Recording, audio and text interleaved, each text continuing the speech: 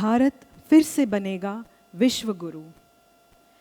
परमात्मा ने अपनी इस कविता के माध्यम से कहा, जब मनुष्य सभी सीमाएं पार कर देता है, अनुशासन, मर्यादा व मानवता की, तब मैं कुछ पुण्यात्माओं के द्वारा विश्व में अनेक अलौकिक कार्य धर्म व सत्य हेतु सिद्ध कराता हूँ। तुम उसी श्रेणी की पुण्यात्मा हो जिसे मैंने विश्व को विशेष संदेश देने के लिए चुना है। यह आपातकालीन घड़ी है। यह समय अत्यधिक महत्वपूर्ण है, क्योंकि पुण्यात्माओं को पुरस्कार व असुरों को मैं दंड देने वाला हूँ। अब तुम विश्व गुरु बनो, छुपो मत। Markandeya Maharishi said, from your 6th life until 108th in the present life, you have mastered your breath, and thereby the mind is in your full control. In 102 lives, you practiced Yoga, Pranayam, Dhyan and Maun. You will rule and guide the world with your dense wisdom of truth and self-realization earned with your tapasya. Jagat Guru Adi Shankaracharya said, people must return to Sanatan Dharma because it teaches prayashchit or redemption. You are communicating every day with the rishis, including me. You are our messenger. It is Paramatma's strong desire to have you speak to the world audience to enlighten them quickly. You will transfer the wish of God to many senior politicians, social workers and sadhaks for resurrecting Pavan Bhumi Bharat. Netaji Subhash Chandra Bose ने कहा, मुझको और केशवानंद जी को संसार में लाओ, भारत के बच्चों को नेशनलिस्ट्स और पेट्रियट्स बनाओ. Teach them a blend of nationalism and spirituality.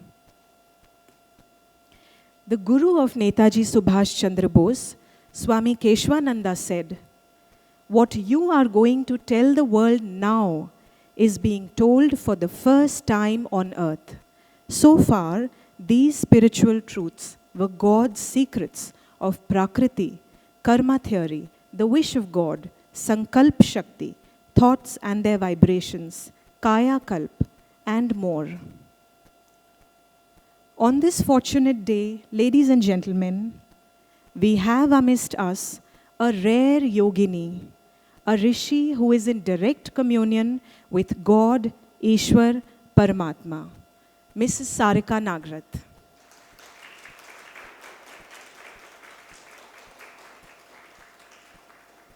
She is a spiritual scientist, historian, revivalist, researcher, orator, and author beyond comparison. She is a published author of 3 blogs and 5 books, with over 100 more books to come. 134 in total, to be precise. She founded the Navjivan Jyoti Foundation with the objective to spread spiritual teachings of the rishis in modern times by documenting their lives and making them known to earnest seekers. Today, Sarika Nagarath is a great Grand Master, and she was being prepared for this day by the stalwart rishis of Bharatvarsh, with whom she is in direct communion since 2008. These include Mahavatar Babaji and his gurus Bogarnath, Swami Kartikeyan, and Agastya. Others are Patanjali Rishi, Dhanvantri, Vedvyas, Netaji Subhash Chandra Bose and his guru Swami Keshwanand, Jagat Guru Adi Shankaracharya, Markandeya Maharishi, Bhrigu, Vashisht, Atri, Pulastya of the Saptrishis, Parshuram, Guru Gorakhnath, Matang Rishi, and finally, Paramatma himself. She has redefined spirituality for today's needs. Her knowledge is very vast and covers subjects like genetics, thought power or Sankalp Shakti, Kaya Kalp. She has spoken about the authentic historic accounts of civilizations of the world with timelines ranging as far back as 1 crore years and more. Yes, history of the human race spanning more than 1 crore years. She speaks about karmas and future of individuals, communities, and nations from Akashic records. She has also spoken on governance, preservation of the environment, fitness of mind, body, and soul with yoga, pranayam, dhyan, and mon.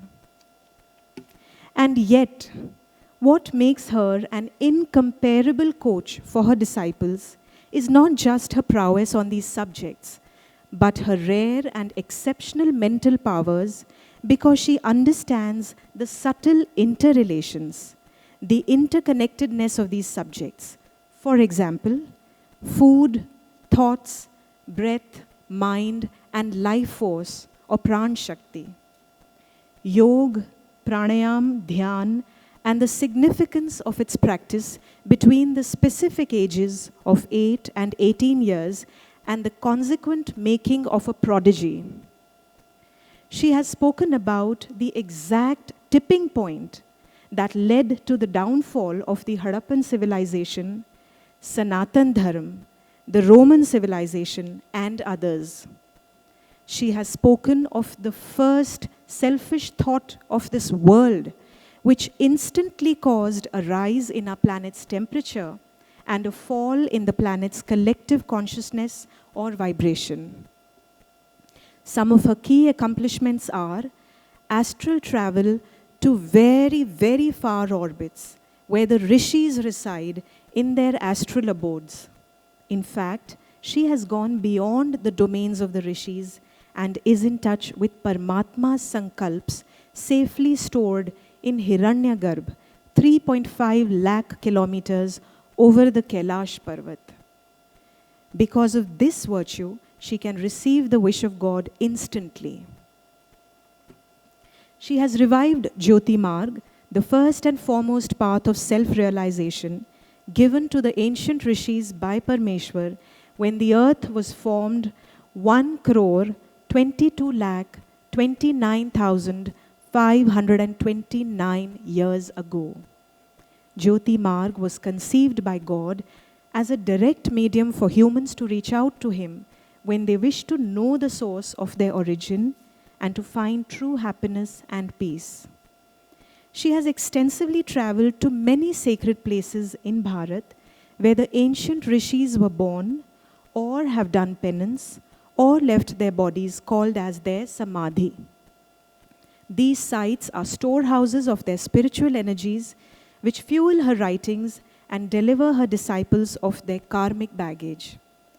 She mentors her disciples to adapt to the present very challenging times in the world by imparting them with critical life skills, lessons in spirituality, rebuilding of mind and body, life and time management, and above all, to make them worthy to contribute for world reformation. Ladies and gentlemen, we welcome you all at the launch of her fifth book. Fifth book in 2.5 years. Wisdom Must Be Gained to Eradicate Ignorance, fourth of 7 in the Adi Shankaracharya series. To tell us about her book, we welcome on stage the author and our beloved Ma, Mrs. Sarika Nagarath.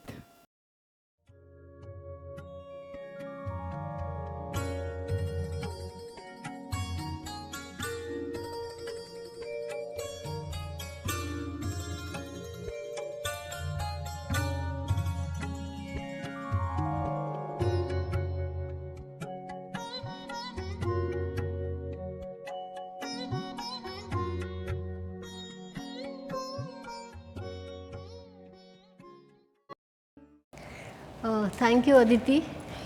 You have laid the foundation for today's lovely evening, and I will straight away come to the main theme that I'd like to speak and why I made this book.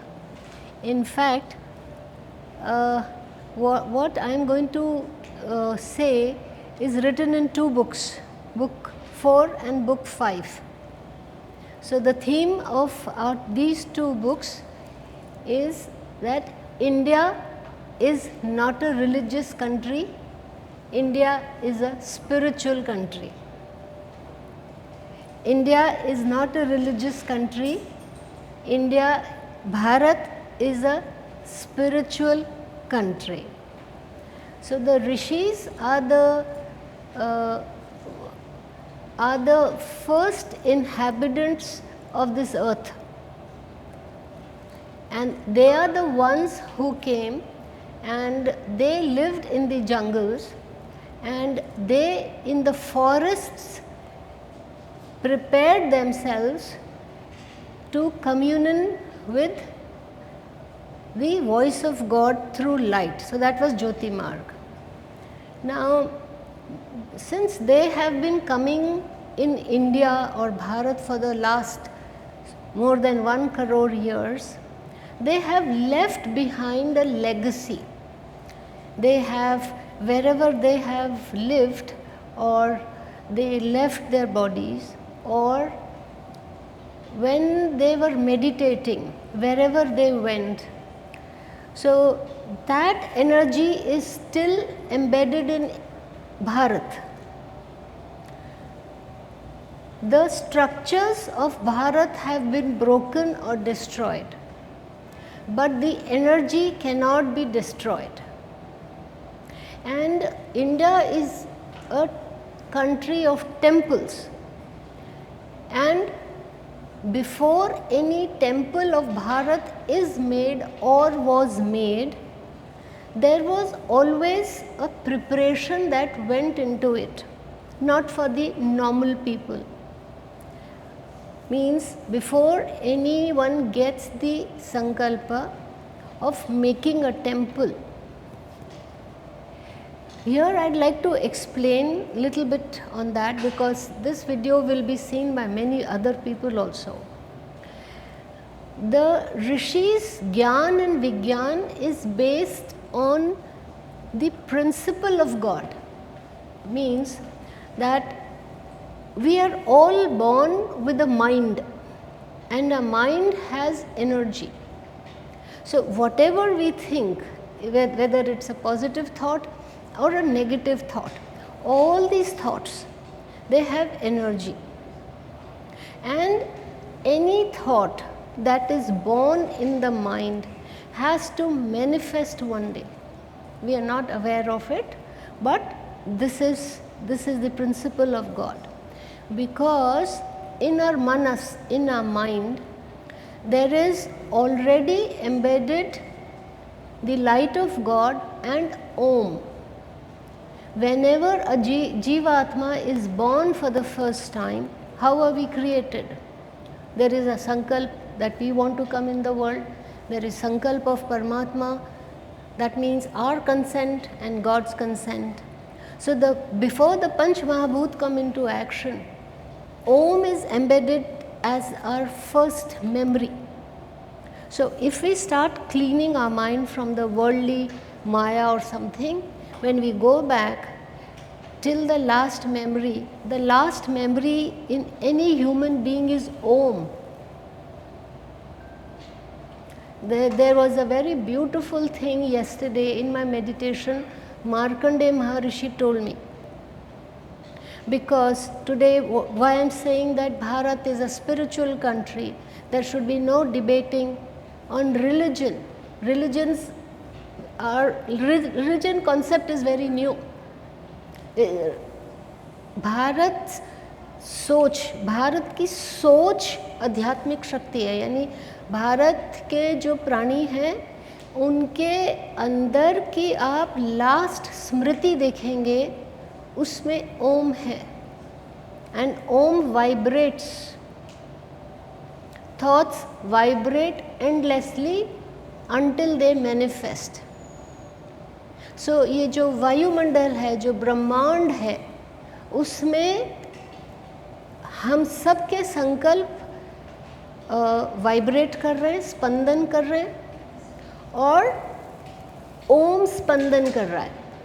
I will slowly try to explain what is the conflict, why is the world, the rishis are explaining what is the solution to this everlasting conflict that is used as a religions being used as a political end, and what is the solution and how should we handle the current situation, because we want a lasting solution.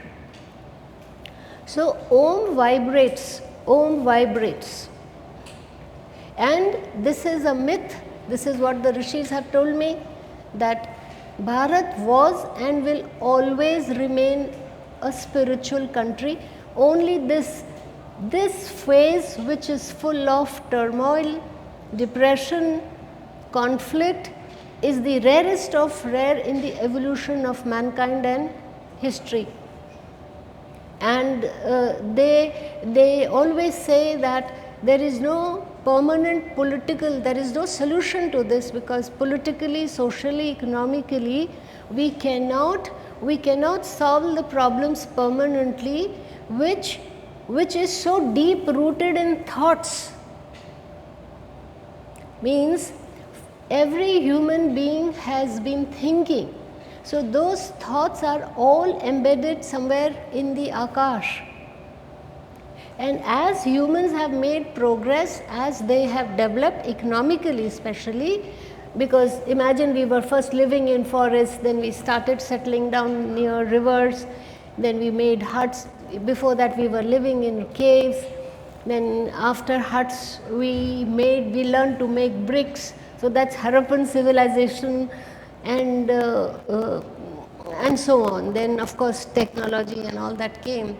So this book says something very beautiful. Obviously we all want to find out that what happened as a collective consciousness or as a collective world population if we try to find how to solve problems, because the superficial problem solving doesn't help in the long run. So the rishis are slowly over the years going to tell us through my books.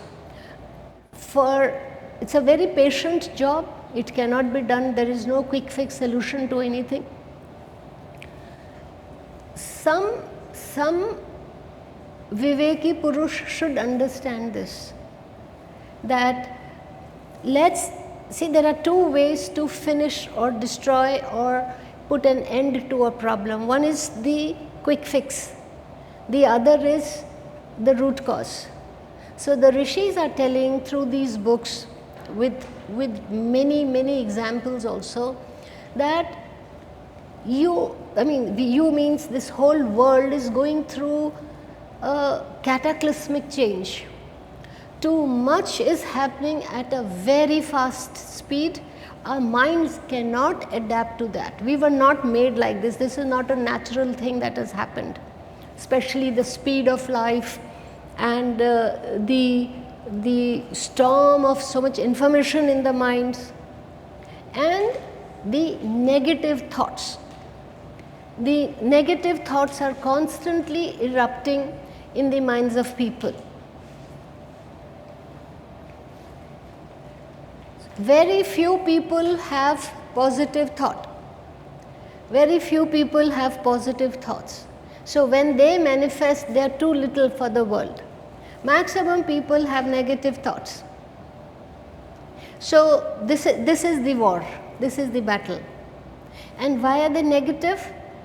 Why are they negative? What I mean by saying, I am talking about my books and what Adi Shankaracharya has told us, because eventually they will prove themselves right, that desires, and desires are born out of agyan.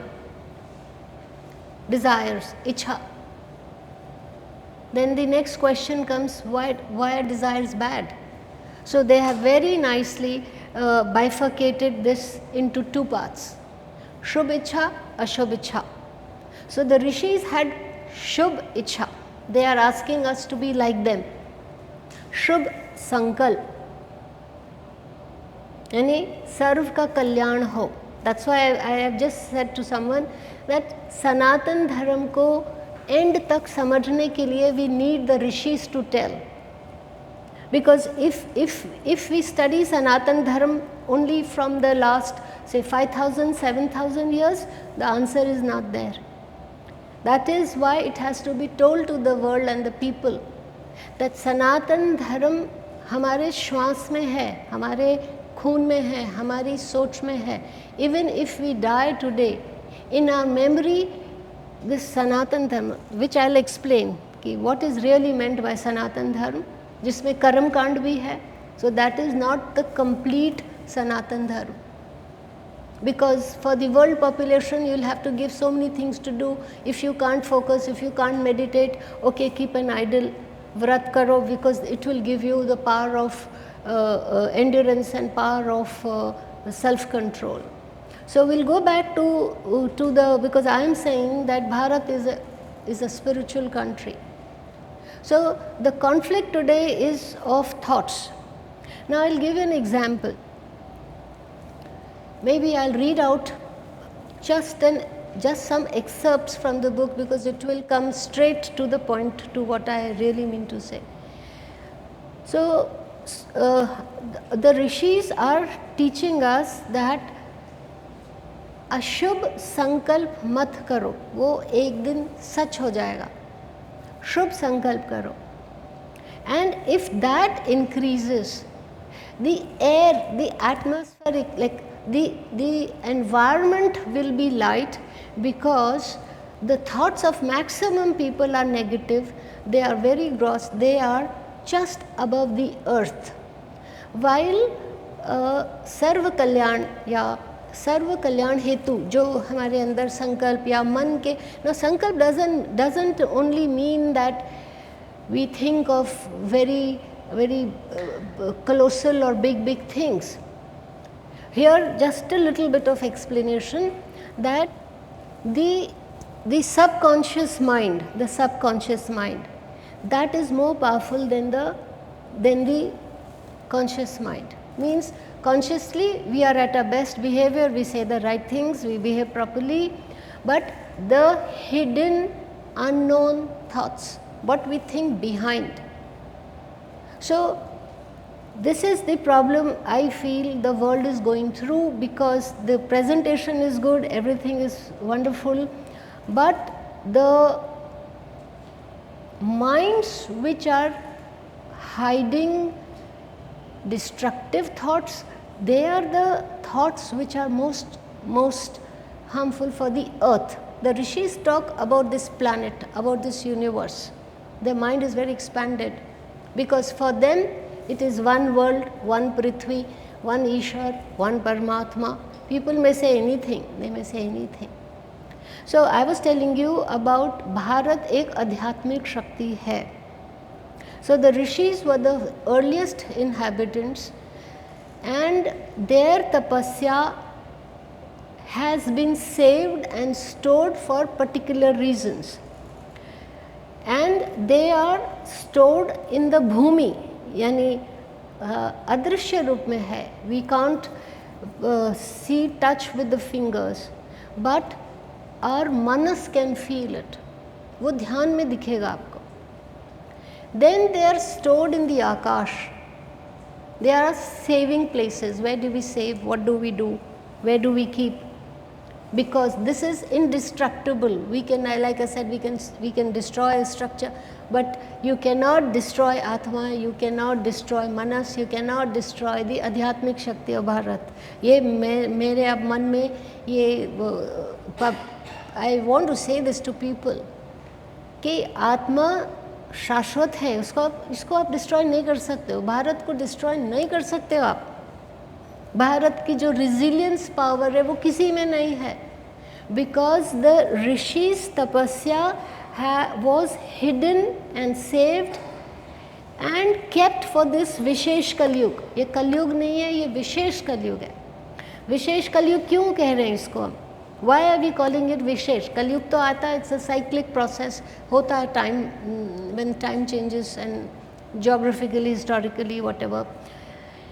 विशेष इसलिए है कि never once before on earth, पृथ्वी के बनने मतलब आज से पहले और कभी दोबारा, it will never happen again, ये दोबारा कभी नहीं होगा कि इतने नेगेटिव थॉट्स हैं लोगों के पृथ्वी पे.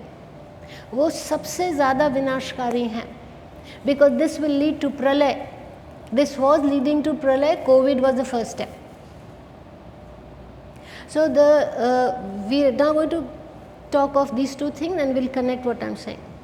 So pralay, to stop pralay means the Panch Mahabhut are in harmony.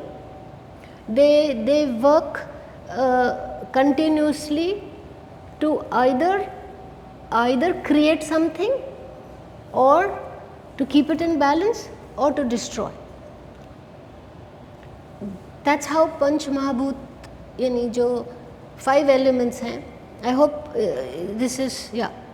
So पंच महाभूत जो हैं वो पृथ्वी की संरचना के लिए भी चाहिए.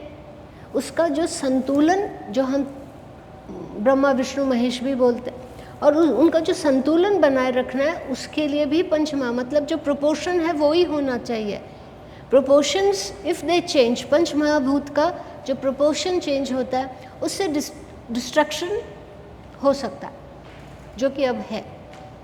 एंड द सेम पंच महाभूत, यानी बाहर है तो पंच महाभूत है, शरीर में आ गए तो पंच तत्व है. सो द सेम पंच तत्व are in a physical body, are मानस, एंड इवन इन अ प्राण, जो हम श्वास ले रहे हैं उसमें भी पंच महाभूत है, पंच तत्व है, नॉट महाभूत. सो डिज़ायर्स यानी इच्छा अत्यधिक हम करते हैं, specially of selfishness, of possessing so much. Then the third and the most worst form of इच्छा, कि मेरी इच्छा पूरी होगी पर मैं उसका विनाश भी कर सकता हूँ. That is the most painful and the most destructive energy on the earth. So that is what is happening, कि ये प्राप्ति है, ये करना है, materialistic ends चाहिए, I have to be comfortable, ये सब मेरा घर, मेरा संसार, बस ये ठीक.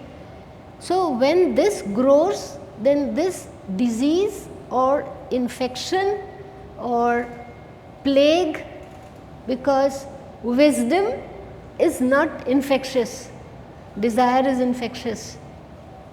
हम किसी को अपनी विवेक बुद्धि नहीं दे सकते, पर इन्फेक्शन, प्लेग किसका है? एक आदमी ये करेगा, चाहना करेगा, उसको वो चाहिए, सेकंड भी बोलेगा मेरे को ये चाहिए, क्योंकि माया है, maya will attract us. So this is the present condition of our planet, जो इतना whatever we are saying, whether it is between communities, nations, states और whatever you want to see. So ये मूल कारण जो है कि जितना मनुष्य मन से यानी अपने आप से दूर हो जाएगा, यानी सनातन धर्म में जो मतलब सनातन धर्म actually has been carved out of ज्योति मार्ग, यानी the rishis were doing all these sadhanas, but since they were detached, because the first concept of sannyas ऋषियों ने वर्ल्ड को दिया है. sannyas because they wanted to be away from the world, they didn't want any disturbance. So Bharat ने सबसे पहले concept दिया है. भारत ने सबसे पहले मन को कैसे जानना है, समझना है, ये ऋषियों ने दिया. श्वास का हमारा क्या पावर है, श्वास हमारा क्या रोल प्ले करता है. श्वास हमें यानी जो उसके अंदर प्राण शक्ति है, it's not only the air, the light of God which is inside. तो ये जो इतनी अति सूक्ष्म बात है वो केवल ध्यान में समझ आएगी. एंड उनको ईश्वर ने डायरेक्टली योग दिया, उनको ईश्वर ने डायरेक्टली प्राणायाम दिया. डायरेक्टली मीन्स ध्यान में दिया. They had no gurus, they could not meet obviously those days times, कौन किधर ट्रैवल कर सकता था. सो योग दिया, प्राणायाम दिया, डॉक्यूमेंटेशन नहीं हुआ था उनका तब तक, right. So but that was a very difficult path. And before I will read out, correct आपको अगर डेट्स और व्हेन डेट्स मीन्स टाइमलाइन चाहिए तो I can read out that. So ये जो शक्ति यानी ज्योति मार्ग ईश्वर ने ऋषियों को देने से पहले भी 44 करोड़ ईयर्स पहले ईश्वर ने ये संकल्प कर लिया, और वो संकल्प एक कलश के रूप में आकाश के अंदर कैलाश के ऊपर रखा कि कभी I think 33 crore 44 crore years तो पहले भगवान को संकल्प आया कि मैं कुछ रचना करूं। I will read out because I have too many timelines and all that. कहने का मतलब है ईश्वर ने जाना कि जब मैं कुछ रचना करूंगा तो मेरे पास आएंगे कैसे, तो वो एक कलश के रूप में ज्योति कलश है। ज्योति कलश जो है वो कैलाश के ऊपर है, तो वो ईश्वर के संकल्प की शक्ति है। तो कौन कहता है भारत आध्यात्मिक शक्ति नहीं है? बोल के दिखाए कोई मेरे को। पर क्योंकि ओवर द इयर्स या ओवर सेंचुरीज मटीरियलिस्टिक थॉट्स आने लगे। अब वही है कि हड़प्पन सिविलाइजेशन का डाउनफॉल क्यों हुआ है, ऋषिज ने हमको बेस्ट बताया कि उनकी सबसे बड़ी डिस्कवरी, हम लोग सोचते हैं वो पॉटरी थी, ये थी, वो कहते पॉटरी नहीं थी। पॉटरी तो पहले भी आप बना रहे थे, ईंट थी, ब्रिक थी। ऋषिज का एकदम अलग दृष्टिकोण होता है देखने का कि देन दे बिकेम ग्रीडी कि मेरे को बड़ा घर चाहिए और बड़ा चाहिए। ग्रीनरी वो बोल रहे हैं, उन्होंने अनाज वेस्ट किया। Then they wanted bigger fields and so on. So those desires started, जिसको बोलते हैं trouble shooters, they started doing that. So ज्योति मार्ग was a very difficult path because सफलता बहुत देर में मिल रही थी। तो भगवान ने कहा कि अब चलो ठीक है, पॉपुलेशन भी ज़्यादा है, इस अंश में से, यानी जो ज्योति कलश का अंश था या जो कलश की जो शक्ति थी, उसमें से कुछ पार्ट्स संन्यास छोड़ दिया। वो बहुत कठिन है, बहुत कठिन वो चीज़ें नहीं करनी, तो उसमें से निकाल के एक और दूसरा कलश बनाया और श्री वंदन कलश बनाया। वो सनातन धर्म दिया उसको नाम कि उसमें आप गृहस्थी बनो और आप पूजा पाठ करो। फिर उसमें पहले से ही वेदों की शक्ति डाल दी कि ये वेद बनने वाले हैं। काशी को बनाने के लिए 52 लाख ईयर्स पहले मार्कंडेय जी ने भगवान से मांगा, मेरी एक इच्छा पूरी कर दीजिए। बोले क्या? सबसे पहले काशी में जिसको बोलते हैं जो बहुत प्रोमिनेंट ह्यूमन बीइंग थे वो मार्कंडेय जी थे, नाम कुछ और होगा। 52 लाख ईयर्स पहले। इससे पहले अराउंड 89 लाख ईयर्स पहले महेश्वर को भगवान ने एक होली सिटी बनानी शुरू की कि हम यहाँ पे एक होली सिटी बनाएंगे रिवर के पास। पर ऋषिज भी तैयार नहीं थे, प्लस इतनी ठंडी थी कि लाइफ ही नहीं, मतलब जीवन जल्दी से नष्ट होता था। तो 52 लाख यानी 52 लाख ईयर्स पहले जब काशी, तो वो ईश्वर ने उनको जब दर्शन दिया तो उन्होंने कहा मेरी एक इच्छा पूरी कर दीजिए, मुझे एक वरदान दे दीजिए या इच्छा पूरी कीजिए। उनकी बहुत शुभ इच्छा थी, वे टॉकिंग अशुभ अनशुभ इच्छा। तो उन्होंने कहा कि आप मुझे ये काशी को कभी आप एक मतलब तीर्थ क्षेत्र होली सिटी बना दीजिए। बोले होगा। उस जगह पे आज ज्ञानवापी है, वो तपस्या मार्कंडेय जी की है। वही मैं कह रही हूँ ना, हम कैसे बोल दें कि यहाँ तपस्या नहीं हुई है। ये आध्यात्मिक शक्ति है, ये भारत एक शक्ति का प्रतीक है। क्योंकि मटीरियलिज्म तो अब आया भारत में, ये तो पहले ही कहीं और आ चुका है, मटीरियलिज्म आ चुका है कहीं। और मार्कंडेय जी नचिकेता थे उस जन्म में। जो हम कहानी सुनते हैं नचिकेता की, वो स्वयं थे, वो उनके साथ हुआ पहली बार।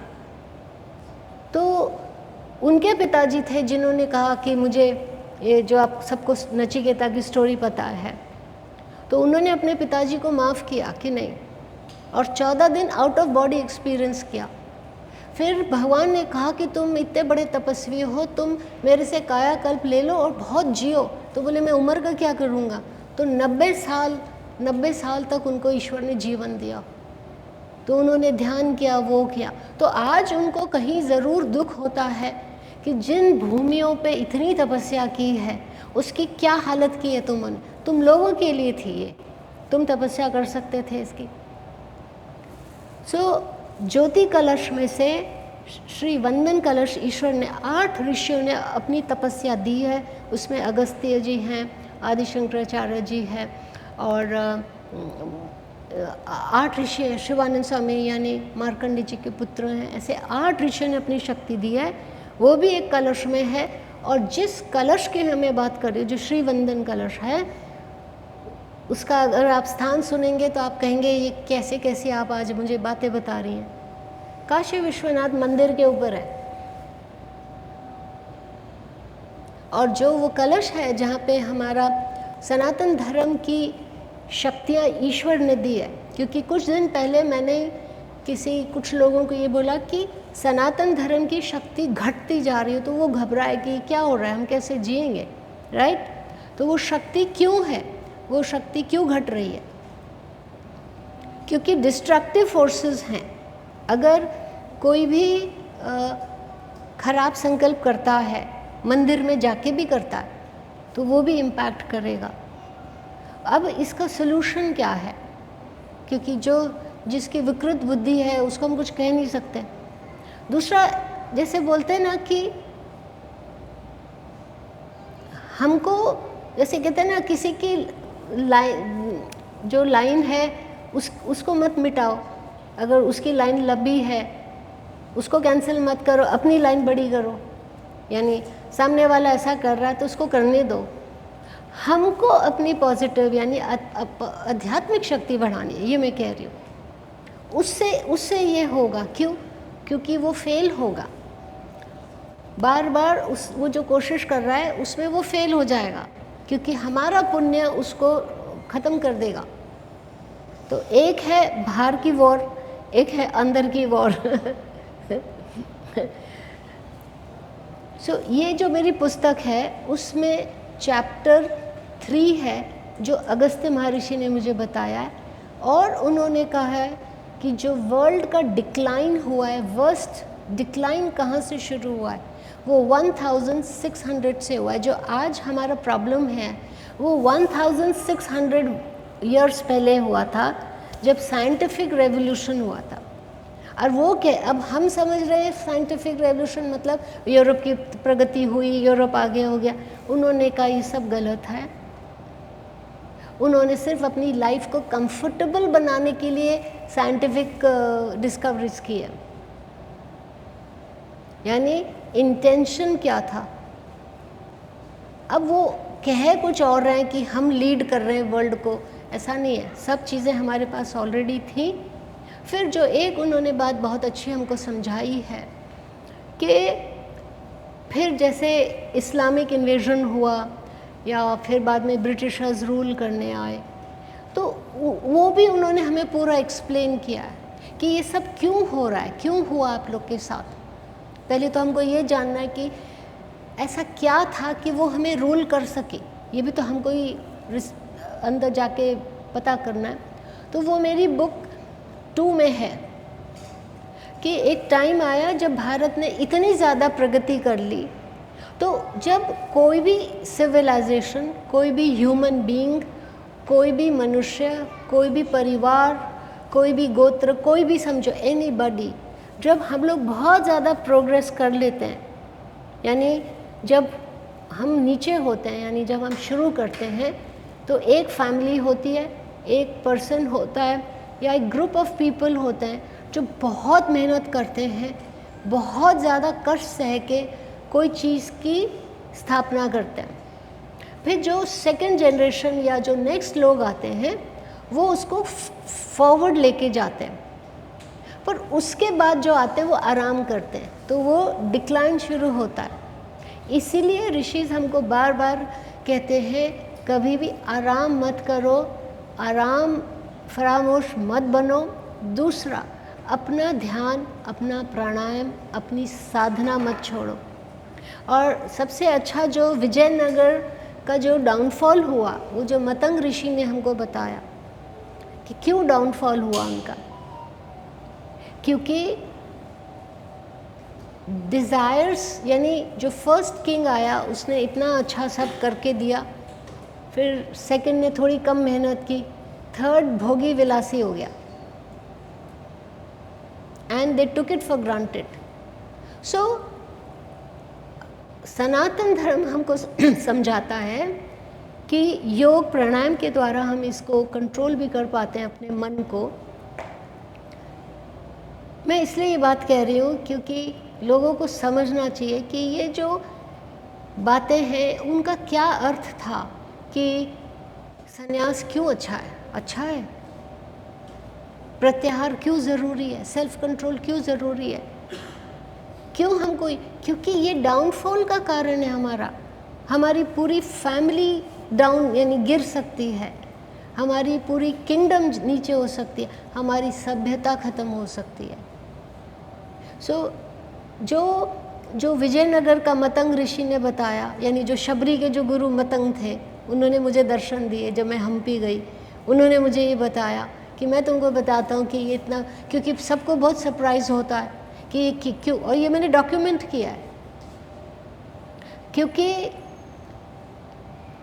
जो नेक्स्ट टू नेक्स्ट किंग्स आए, राजा जो आए, वो धीरे धीरे विलासी हो गए। तो उन्हीं के अंदर से लोग जाके बाहर बना रहे थे, दोस्ती कर रहे थे, यानी जो इन्वेजन करना चाहते थे उनको जाके बताया। और इंट्यूटिव पावर्स हमारी कम हो जाती हैं जब हम इंडल्जेंट हो जाते हैं। ये बहुत बड़ी बात मैं कह रही हूँ कि जो हमारी सिक्स सेंस है वो वीक हो जाती है। ये मैं आपको विजयनगर का बता रही हूँ, जो मैंने लिखा है, मतंग ऋषि ने मुझे बताया है। और वो उन्होंने क्या बताया कि जो मुग़ल या जो भी जो उस समय के जो थे इस्लामिक रूलर्स या जो भी होंगे आसपास के, तो उन्होंने 2.5 महीने पहले ही, या 2.5 साल पहले आके, यानी राजा ने तरक्की की, नेक्स्ट ने तरक्की की, तो ढीले हो गए। फिर जैसे कोई कहता है कि चलो आज ऑफिस क्यों जाना, आराम करता हूँ, तो आज 2 घंटा आराम किया है, फिर आप 4 घंटा करोगे, फिर ऐसे, तो बोले वो डिक्लाइन हो गया, आराम पसंद हो गया। सो हम्पी का जो बहुत दर्दनाक, यानी विजयनगर का जो बहुत दुखदाई डाउनफॉल है, तो ये मैंने मतंग ऋषि से पूछा कि ये इतना खौफनाक, दर्दनाक कैसे हो सकता है, या जो इतना समृद्ध और इतना वैभवशाली तो था ही, पर जो राज करता है उसको सूझबूझ भी तो होती है, उसको क्यों नहीं समझ आ रहा है? कैसे नहीं हमको ह्यूमंस को समझ आता है कि डेंजर्स आर लूमिंग। देखो, ये मनुष्य को भगवान ने विशेष शक्तियाँ दी हैं कि हम सेंस करें, हम परसीव करें क्या चेंजेस आया, ये चीज़ होने वाली है। क्यों? क्योंकि वो वायुमंडल में हो चुकी है, किसी ने ये पहले प्लान कर दिया है, और वो धीरे धीरे मैनिफेस्टेशन शुरू हो चुका है, हम उसको रीड नहीं कर पा रहे। ये हमारी जो आज मॉडर्निटी, प्रोग्रेस, या हम कहें प्रॉस्पेरिटी जो है, वो हमको यहाँ गिरा रही है। ये हमको कम से कम भारतवासियों को ये ज़रूर समझना चाहिए कि जो हमारे पूर्वज कह गए हैं उसमें सब में बात बहुत वैलिड है वो। सो आई गो बैक टू विजयनगर, वो जो 5th नेक्स्ट बुक में है, पर आज बता रही हूँ। तो जो जिन्होंने प्लान किया था कि हम विजयनगर को लूटेंगे और ख़त्म कर देंगे, और बहुत बहुत समृद्ध है, बहुत, और इस तरह नष्ट करेंगे, जो हम सबको पता है, तो 2.5 वर्ष पहले उन्होंने वेश बदल के, ये किसी को नहीं पता होगा कि विजयनगर गिरा क्यों, कैसे गिरा, वो शायद पता है, हिस्टोरियंस को पता है। सो मेरी खोज हमेशा ये रही है कि हम कहाँ रॉन्ग हो जाते हैं, या कहाँ हमारे अंदर वो चीज़ें जो हम सेंस नहीं कर रहे हैं। और नेचर तो बहुत सटल भी है, हमेशा पेड़ पौधे नदी देख के ही नेचर नहीं होती है। नेचर कुछ कैरी भी करती है, विंड कुछ कैरी भी करता है, ट्रीज़ कुछ बोलते भी हैं, पक्षी भी कुछ बोलते हैं। क्या? क्योंकि ये पहले नॉर्मल था, इतनी शांति थी।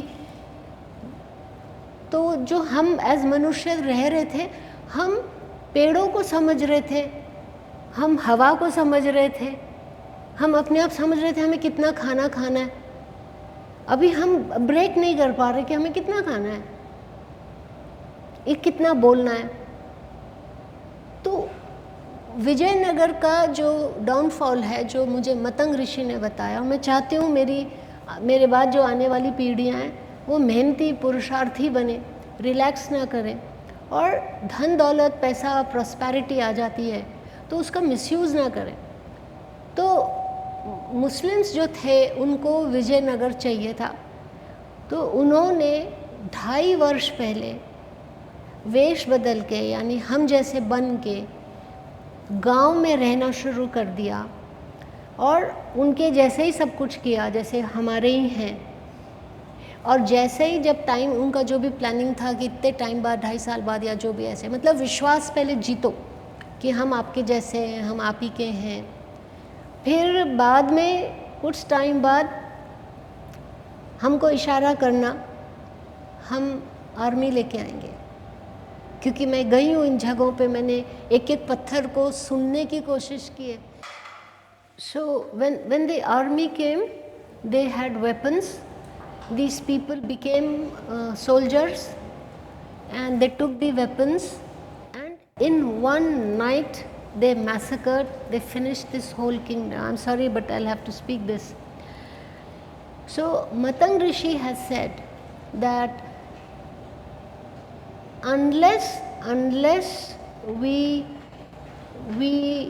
understand, यानी हमको ये पता होना चाहिए कि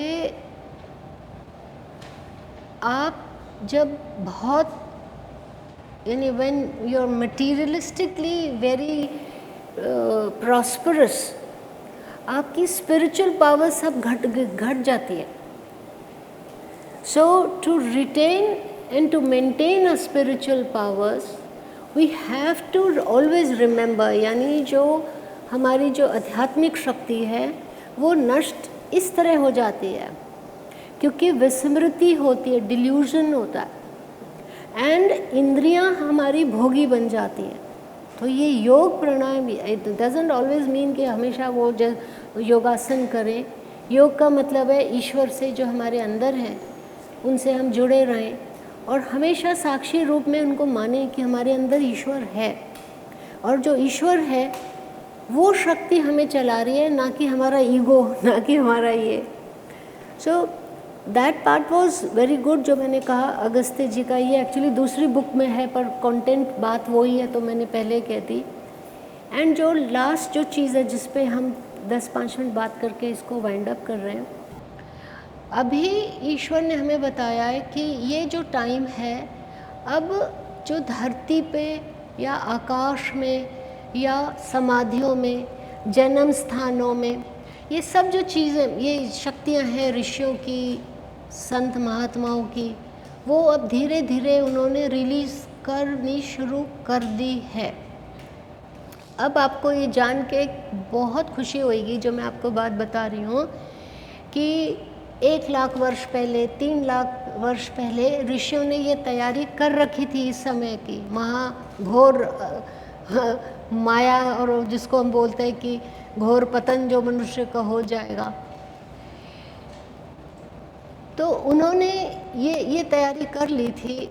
तो मार्कंडेय जी ने, आदि शंकराचार्य जी ने और एक और ने, ये दोनों ने अपने मेंटल पावर से, तपस्या से, यानी जो वो सोचते हैं ऐसे वो फॉर्म हो जाती है। यानी शारदा पीठ बना है, शारदा पीठ से पहले आदि शंकराचार्य जी ने जाके एक गुफा में तपस्या की है और एक पत्थर रखा है और उसके ऊपर उन्होंने ओम की साधना करके वो यंत्र रूप में रख लिया। उसके ऊपर हम लोगों ने शारदा पीठ बनाया। तो मतंग ऋषि जब रामायण टाइम में आए थे तब, और उससे भी पहले वे ओरिजिनली यहीं रहते थे, यानी विजयनगर में। वहाँ उनके समाधि के ऊपर विरूपक्ष मंदिर है। तो वो कह रहे हैं हमने अपनी एनर्जीज को चालू कर दिया है, यानी जो रिसेप्टिव है वही लेगा।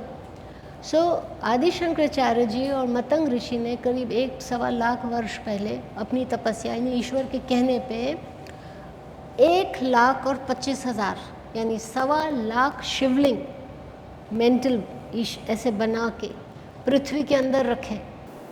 अब वो पृथ्वी में अभी जागृत हो गए। कन्याकुमारी से लेके केदारनाथ से लेके मक्का जो हमारा है, काबा जो हमारा है, सब हमारा ही है। वहाँ पे कश्यप ऋषि आके गए, कपिल ऋषि आके गए, वहाँ शिवलिंग है। बोलते रहें कि नहीं है, वो आपकी मर्ज़ी है, हम भी बोलेंगे हमारा है, हमारा ही था। और इधर तक जैसे हम कहें बियॉन्ड पुरी या, तो ये क्या शक्तियाँ उन्होंने जमा की, अपना तो देते ही हैं योगदान। साथ में कोई भी भारत में, कोई भी, विश्व की बात नहीं, केवल भारत की, क्योंकि ये भारत में तपस्या हुई तो इसको बाहर वाला कैसे लेगा? उसको तपस्या करनी पड़ेगी, साधना करनी पड़ेगी तो मिलेगा, फ्री फंड में भी नहीं मिलने वाला है ये। तो हम में से जो भी भारत में रहता है, अगर उसने कभी भी पहली बार भी बोला है कि हे भगवान मैं तुझे प्राप्त करूं, सिर्फ उसने एक संकल्प किया है, वो संकल्प सेव्ड है। अभी फिर बोलता है कोई कि मैं आज्ञा चक्र पे आ जाऊं, उसका एफर्ट है। तो मुझे बहुत प्यारी चीज़ बोली आदि शंकराचार्य, जो मैं इतना लिख नहीं सकती हूँ, मैं बहुत ब्रीफ लिख पाती हूँ। तो उन्होंने कहा कि अगर हम इतना भी यत्न प्रयत्न करते कि हे भगवान मेरा ये ध्यान केंद्रित नहीं होता, आप तो ये अच्छा संकल्प है, तो वो सेव्ड है। अब ये संभल के बारे में मुझे इतना बताया, तो जैसे मेरा जो 6th इनकारनेशन था वो संभल में था, संभल में था मेरा। वहाँ मैंने योग लगाना शुरू किया, यानी उससे भी पहले किया, पर वो मेरा प्रोमिनेंट रहा है। So we go back to that कि 1 लाख, 1.25 लाख जो शिवलिंग है वो कोई फिजिकल फॉर्म में नहीं है। फिर कोई भगवान को याद करने के लिए कीर्तन करता है, वो जो पुण्य है वो उन्होंने सेव किया है। फिर कोई कहता है मैं व्रत उपवास कर लूँ, मैं अपने इंद्रियों को, वो है। और जितने भी संत महात्मा पुण्यात्मा धर्मात्माओं ने अगर ये बोला कि मैं एक बहुत अच्छी धर्मशाला बनाऊं, वो सेव्ड है। तो वो सब शक्तियाँ अब एक्टिवेटेड हैं। तो अभी इसलिए ये अवेकनिंग होगी लोगों की, नहीं तो ऋषि अपने बारे में कभी अपने परिचय नहीं दे रहे थे। और ये मनुष्य के इतिहास में सिर्फ एक बार होगा कि हम उनको जान सकेंगे। जो मैं बोल रही हूँ वो भी 10,000 वर्ष बाद ये पुस्तकें ख़त्म हो जाएंगी, ये बातें सब विलीन हो जाएंगी, क्योंकि एक ही बार ईश्वर किसी मनुष्य के द्वारा बोलेंगे। जो मैं किताब में लिख रही हूँ, ऋषियों की तपस्या जो है वो किसी के लिए भी है, यानी जो थोड़ा सा भी एक अंश भी कोशिश करेगा वो संचित किया जा रहा है। यानी भगवान हमें, ईश्वर हमको इतने हमारे मन से जानते हैं कि हम सोच क्या रहे हैं, हम बोलते कुछ और हैं, पर अगर जो मीन कर रहे हैं, what we really intent saying, वो बहुत इम्पोर्टेंट है। सो ये जो मेरी पुस्तक है, इसमें एक और बहुत सुंदर चीज़ उन्होंने हमको बताई है, पता नहीं लिखा है या अगली किताब में यही सब चल रहा होता है मेरे मन में। और एक जो बहुत अच्छी बात इस किताब में है कि अब मातृभूमि से प्रेम वापस से जगाओ, पेट्रियोटिज्म, जो अभी अदिति ने कहा था, क्योंकि हम पृथ्वी से एक नाभि से जुड़े हुए हैं, एक मूलाधार से भी जुड़े हुए हैं, क्योंकि हम पृथ्वी से खाना, भोजन, मतलब सब कुछ लेते हैं, वायुमंडल से हम हवा भी लेते हैं, और एक मन से भी हम ईश्वर से, वो तो खैर मन तो भगवान से हम जोड़ते हैं, और पृथ्वी के बिना हम एग्जिस्ट नहीं कर सकते। यानी जो मतलब मेरे अंदर अभी एक्चुअली फ्लड आ रहा है, मेरे को समझ नहीं आ रहा मैं क्या बताऊँ, चूज़ करूँ।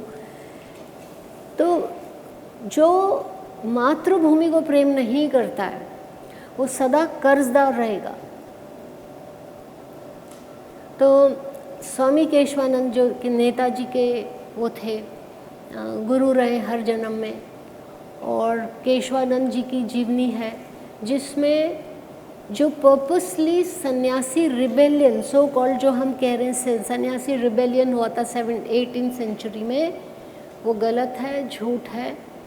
वो सन्यासियों के ऊपर क्या बोलते हैं, क्या बोलेंगे उसको, अत्याचार हुआ है।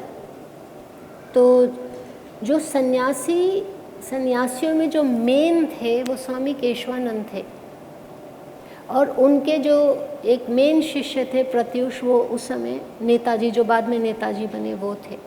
और ऐसे बहुत सारे सन्यासी थे जिनको मारा गया, राइट। अभी एक आपको बात सुन के बहुत सुखद भी महसूस होगा, अच्छी फीलिंग भी आएगी। अब मैं अभी अयोध्या पे आती हूँ कि ये थोड़ा सा मुझे बैकग्राउंड देना पड़ेगा, नहीं तो आपको वो लिंक नहीं मिलेगी। सो मैं 4-5 बात बताती हूँ अबाउट। वो कहते हैं इसको रिबेलियन वर्ड गलत है। वो कहते हैं मैं पहला फ्रीडम फाइटर हूँ, 1857 is not the first freedom fight, 1770 is. वो बात अलग है कि हिस्टोरियंस ने या इंग्लिश नवाबों ने जो भी है सब इस चीज़ को ख़त्म कर दिया, वाइप आउट कर दिया। वो स्वामी केशवानंद थे। उनकी अगर आप कोई भी बायोग्राफी सुनता है, वो सुन के एकदम स्तब्ध रह जाएगा कि वे पहले प्राणी हैं, पहले मनुष्य हैं जिन्होंने मातृभूमि से इतना प्रेम किया कि उनको ईश्वर ने दर्शन दिए और बोले तुमको अपनी भूमि से इतना प्यार है? बोले हाँ। तो फिर बोला अच्छा मैं तुम्हें कुछ देता हूँ, तो उनको प्राणायाम दिया। तो वो ही happen to be the first person जिनको मनुष्य जाति में प्राणायाम दिया। तो उन्होंने इतने जन्मों में इतना प्राणायाम किया है। तो एक उनका संचित कर्म था, उसके लिए उनको वो सन्यासी का जीवन मिला, जिसमें अंग्रेज़ों ने उन्हें जंगल में जाके कहीं छुपा दिया, यानी सेल्फ एग्जाइल नहीं, हाउस अरेस्ट दिया, और प्रत्युष यानी उनके शिष्य को भी दिया, और खाना नहीं दिया, धीरे धीरे बंद किया, पानी यानी मार दिया उनको, क्योंकि उन्होंने अपनी ब्रिगेड बना ली थी कि हम इसको अपोज करेंगे।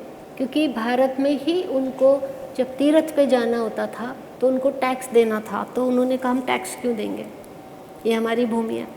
दूसरा, उनकी लैंड ले ली थी, उनका गुरुकुल था, नवाब ने ली, अंग्रेज़ों ने ली, कभी टावर बना दिया, कभी ये कर दिया। तो उन्होंने फिर अपोज किया कि ये मेरी भूमि है, मुझे ज़मींदार ने दी थी, यानी हिंदू ने दी थी। तो इस तरह करते करते वो उनको ख़त्म कर दिया उनको, और फिर उनकी मृत्यु हो गई। तो जो स्वामी केशवानंद मुझे कहते हैं, वो दिल में बहुत घाव लगता है सुन के कि मेरा तर्पण करो, मेरा अभी तक तर्पण नहीं हुआ है। मुझे मारा, हमारा शरीर नहीं दिया, अंग्रेज़ों ने हमारा शरीर, हमारे घर वाले आए, हमको नहीं दिया। आज वो कहते हैं मुझे दुनिया नहीं जानती है, तो मेरी जीवनी दुनिया को बताओ मैं कौन था।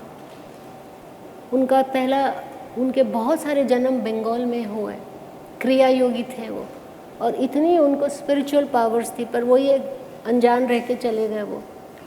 सो वो he is the biggest freedom fighter, मतलब बिगेस्ट मतलब जो शुरू में आके गए। कात्यायनी देवी के भक्त, तारापीठ यानी उनकी शक्तियाँ, जो लास्ट उनका जन्म था वो वृंदावन में था। मैं इसलिए कह रही हूँ कि ये सब आप कन्वर्ज कर लें और आगे जाके भी बोलें तो बहुत अच्छा है, क्योंकि ये हमारा इतिहास है, छुपा है, पर अब मैं आपको बताती हूँ। तो उनका जो स्वामी केशवानंद जी का जो लास्ट जन्म था वो वृंदावन में आए थे, और उन्होंने कात्यायनी देवी का एक बहुत अच्छा आश्रम भी बनाया, पर वो उनको तो सब याद है वे कौन थे। हर जन्म में उन्होंने दो ही काम किया है, देश से प्रेम और प्राणायाम, और हर जन्म में सन्यासी बने, और वो हिंदू महासभा के one of the first persons भी थे। तो उन्होंने मुझे बताया, जो मैं नेक्स्ट किताब में भी शायद डालूँगी, मुझसे एक दिन उन्होंने ध्यान में पूछा कि तुम मुझे बताओ जो भारत का तिरंगा है उसका उसके रंग का क्या, व्हाट डज इट सिग्निफाई? तो जो मैंने पढ़ी है हिस्ट्री में बचपन में वो मैंने बताया। Okay, saffron is for courage, white is for piece and green is for agriculture या कैंसल, सब गलत है। भारत माता की जो देवी है, रक्षक है, वो कात्यायनी देवी है, क्योंकि वो हमें प्राणायाम की शक्ति देती हैं। और ये जो 3 कलर्स जो हमने चूज़ किए अननोइंगली कि ये हमारे 3 रंग होंगे, वो कात्यायनी देवी ने दिए, हम सोचते हैं हमने किया। जो ऑरेंज यानी भगवा रंग है वो सुषुम्ना है, कि जागृति बिना सुषुम्ना को जगाए नहीं हो सकती। सबसे पहले हमारी कुंडलिनी शक्ति जागती है, फिर सुषुम्ना जागती है, यानी जो सेंट्रल मेन नर्व है जिसमें ईश्वर का प्रकाश जाता है। और किसी नाड़ी में ईश्वर का प्रकाश नहीं जा सकता, केवल वायु जा सकती है या प्राण जा सकता है। तो वो मेरुदंड में है। बुरे कर्म करते हैं तो वो बंद रहती है, सांप की तरह कुंडली जमा के बैठती है। जितना पाप करो, जिसको शौक है करे ना, उसका तो प्राण भी सब टेढ़ा मेढ़ा है, तो उसकी सोच भी टेढ़ी मेढ़ी है। सो जो ऑरेंज कलर है, भगवा रंग है, वो सुषुम्ना है। फिर सुषुम्ना अगर हम योग प्राणायाम करते हैं, ईश्वर का स्मरण करते हैं, सुकर्म करते हैं, तो हमारी सुषुम्ना ऑटोमेटिकली जागती है। और हमेशा ऐसा हर किसी के साथ नहीं होता कि वो ऑफिशियली या स्ट्रक्चर्ड वे में योग साधना करे, वो अनजाने में भी करता है। And it starts with a good thought, good act. यानी परोपकारी है, सबका कल्याण करता है, तो उसकी सुषुम्ना जाग जाएगी, उसको पता भी नहीं होगा। और उसका अगर फोकस बहुत है, बहुत सारे आर्टिस्ट पेंटर्स, उनको नहीं पता होता उनकी सुषुम्ना जागी हुई है। वो जो इतने लीन होते हैं, वो अच्छा ही काम कर रहे होते हैं, वो किसी का कुछ नुकसान नहीं करते। सो सुषुम्ना इज ऑरेंज। जैसे ही हमारी सुषुम्ना जागती है, हमारा रीजनरेशन शुरू हो जाता है, यानी new cells are developed and वो पूरा प्रोसेस शुरू। So that is green. और हम वापस से जैसे कहते हैं पुनर्जन्म, हमारा पुनरुत्थान शुरू हो जाता है और हम इनवर्ड चले जाते हैं, बहुत ज़्यादा शांत हो जाते हैं, तो हमें शांति मिलती है, and that is piece, white colour. तो बोले भारत आध्यात्मिक शक्ति है, उसका तिरंगा आध्यात्मिक शक्ति का प्रतीक है। आप इसको कुछ और समझ रहे हो, वो कैंसिल करो, अब इसको सही समझो। सो हमने एक झंडा बनाया, हमारी पुस्तक में है, उसमें कात्यायनी देवी है, जो देवी हैं जिनका हमने ध्यान द्वारा जो पाया वो हमने प्रिंट किया है। हम अपने बच्चों को दिखाते हैं कि ये हमारी देवी है, ये भारत की रक्षा कर रही हैं। और वे जागृत हो गई हैं, माँ ढाकेश्वरी जागृत हो गई हैं। उन्होंने मुझे कहा, ये मैंने किताब में लिखा है, मैं कोई मनगढ़ंत बात नहीं बोल रही हूँ। उन्होंने कहा मुझे घर आना है। इसका मतलब क्या है? जब अभी ये इतना उपद्रव हुआ है बांग्लादेश में, उन्होंने पूरा बंगाल की हिस्ट्री मेरे को बताई है, पहले कैसे ये क्या था, इतने सब अच्छा कैसे डाउनफॉल हुआ, रीज़न ऑफ डाउनफॉल। नहीं तो आज बंगाल फ्रीडम फाइट में फर्स्ट था, डाउनफॉल क्यों है वो इस किताब में है। और केशवानंद जी का अब मन है, मन मतलब वो प्रेरणा करते हैं, प्रेरित कर रहे हैं कि देश से प्रेम करना अपने बच्चों को समझाओ, क्योंकि जब तुम्हारी भूमि तुम्हारे हाथ से निकल जाएगी तब तुमको इसकी वैल्यू होगी, पर फ़ायदा नहीं, it will be too late. You have to love your country because you are indebted, तुम्हारा कर्जा है धरती के साथ। सो ये कोई जैसे आजकल जो हम कहते हैं हम समृद्ध हो गए या हम बहुत बिज़ी हैं, तो या फैशनेबल नहीं है, ये जो रॉन्ग कॉन्सेप्ट्स हैं वो हर यूथ को मन से निकालना चाहिए। फैमिली फर्स्ट तो सभी बोलते हैं, नेशन फर्स्ट क्यों नहीं हो सकता?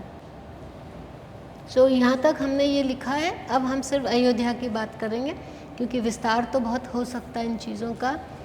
सो जो शुरू में मैंने कहा कि एक बहुत सुंदर लाइन है इस पुस्तक की, मैंने 5-5 लाइन की जो मेरे डिस्कोर्सेज हैं आदि शंकराचार्य जी के, वो बहुत ब्रीफ है। उन्होंने शुरू ही अयोध्या से बात की है, यानी उन्होंने मेरे द्वारा कहलवाया है उनके क्या विचार हैं।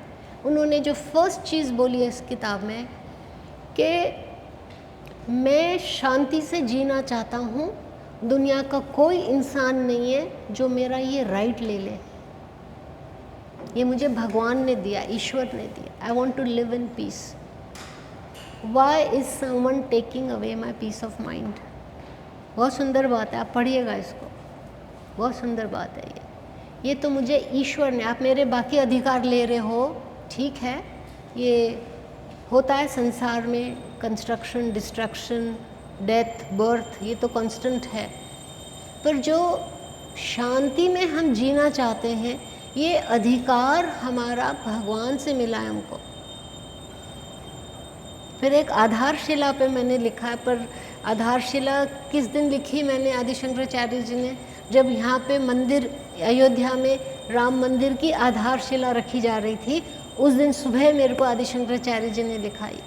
वो बहुत सुंदर हिंदी में मेरी कविता है, जिसमें हमने यही कहा है कि हमें अपने मन में ईश्वर की आधारशिला लगा, लेकिन we have to make that foundation, आधारशिला। और एक बहुत अच्छी बात बार बार स्वामी जी ने मुझे बताई है कि दुनिया विश्व में कहीं पे भी जो बहुत अच्छा है, यानी ग्रैंड्योर है, स्प्लेंडोर है, आर्किटेक्चर, स्कल्पचर, पोइट्री, म्यूज़िक, किसी ने भी अगर लिखा है, किया है, बनाया है, तो वो actually it was first born in peace of mind. जो कुछ भी रचना हुई है वो पहले किसी के मन में हुई है, पर वो मन तब कैसे अवस्था में था, बहुत प्योर पीस ऑफ माइंड में था। बर्थ उसका सीड तब है। ऑल द ग्रेट लिटरेचर किसी ने भी लिखा है, ऑल द क्लासिक्स। तो ऐसे ही हमारा जो भारत में जो इतिहास रहा है कि हम मंदिर बनाते हैं, तो विश्व का भारत का कोई भी जो मंदिर बना है वो पहले ईश्वर के मन में आया है, यानी ये बनना चाहिए। फिर विश्वकर्मा ऋषि ने उसका डिज़ाइन बनाया है कि वो ऐसा, तो ये जो मंदिर बना है इधर अयोध्या का, वो पहले नक्शा बन चुका है, यानी in the astral form it was first made. हम उसको रिसीव करके इम्प्लीमेंट कर रहे हैं, यानी जो भगवान ने अनुमति दी है वैसा ही मंदिर बना है। हम तो केवल साक्षी हैं हम सिर्फ देख रहे हैं। सो विश्वकर्मा जी एक्चुअल में he is the best architect, वो डिज़ाइनिंग करते हैं। और उनकी मेमोरी, स्मृति में सबसे ज़्यादा मंदिर के डिज़ाइंस हैं। जैसे मैं कहूँ मेरे योग के स्मृति ज़्यादा है, मेरी मेमोरी के जो क्रिस्टल्स हैं उसमें योग साधना है। विश्वकर्मा के ऋषि के जो क्रिस्टल्स हैं मेमोरी के एस्ट्रल वर्ल्ड में, यानी as energy form, as light form, वो टेम्पल्स के डिज़ाइंस हैं। And most of them are made with golden light. So वो मुझे एक दो बार दिखा चुके हैं, अभी ये मंदिर बनने वाला, देख मैंने कैसा डिज़ाइन बनाया। So I love it when they show कि ये डिज़ाइन आया। सो अयोध्या का भी इतिहास बहुत सुंदर है, बहुत प्यारा है। उस पर 2-5 मिनट में बात करके एंड करेंगे, क्योंकि ये सब चीज़ का कन्वर्जेंस हो जाएगा इसमें। तो सबसे पहले भगवान ने, ईश्वर ने चाहा, ईश्वर त्रिकालदर्शी हैं, उनको पता है हम क्या कर सकते हैं, हमारे क्या संकल्प पैदा हो सकते हैं। तो उन्होंने आदि शंकराचार्य जी को प्रेरणा दे के भेजा यहाँ पे जंगल में। जंगल था 59 लाख से थोड़ा ज़्यादा, तो वो इधर आए थे और बहुत कम जिए। He lived only for 43 years. So एक दिन उनको प्रेरणा आई, वो सरयू नदी में गए, वहाँ से काला पत्थर लाए और उन्होंने एक अपने हाथ से वुडन स्ट्रक्चर बनाया, जो कि टेम्पल का फर्स्ट डिज़ाइन रहा है। आम की लकड़ी से हाथ से काट के बनाया और ओम की साधना उस पत्थर पे रख के रोज़ जैसे उसको प्रतिष्ठित, प्राण प्रतिष्ठित कर दिया। सो वो कहते हैं कि उस स्थान पे आज राम मंदिर है, यानी जो ऑलरेडी कर चुके काम, वो जगह है।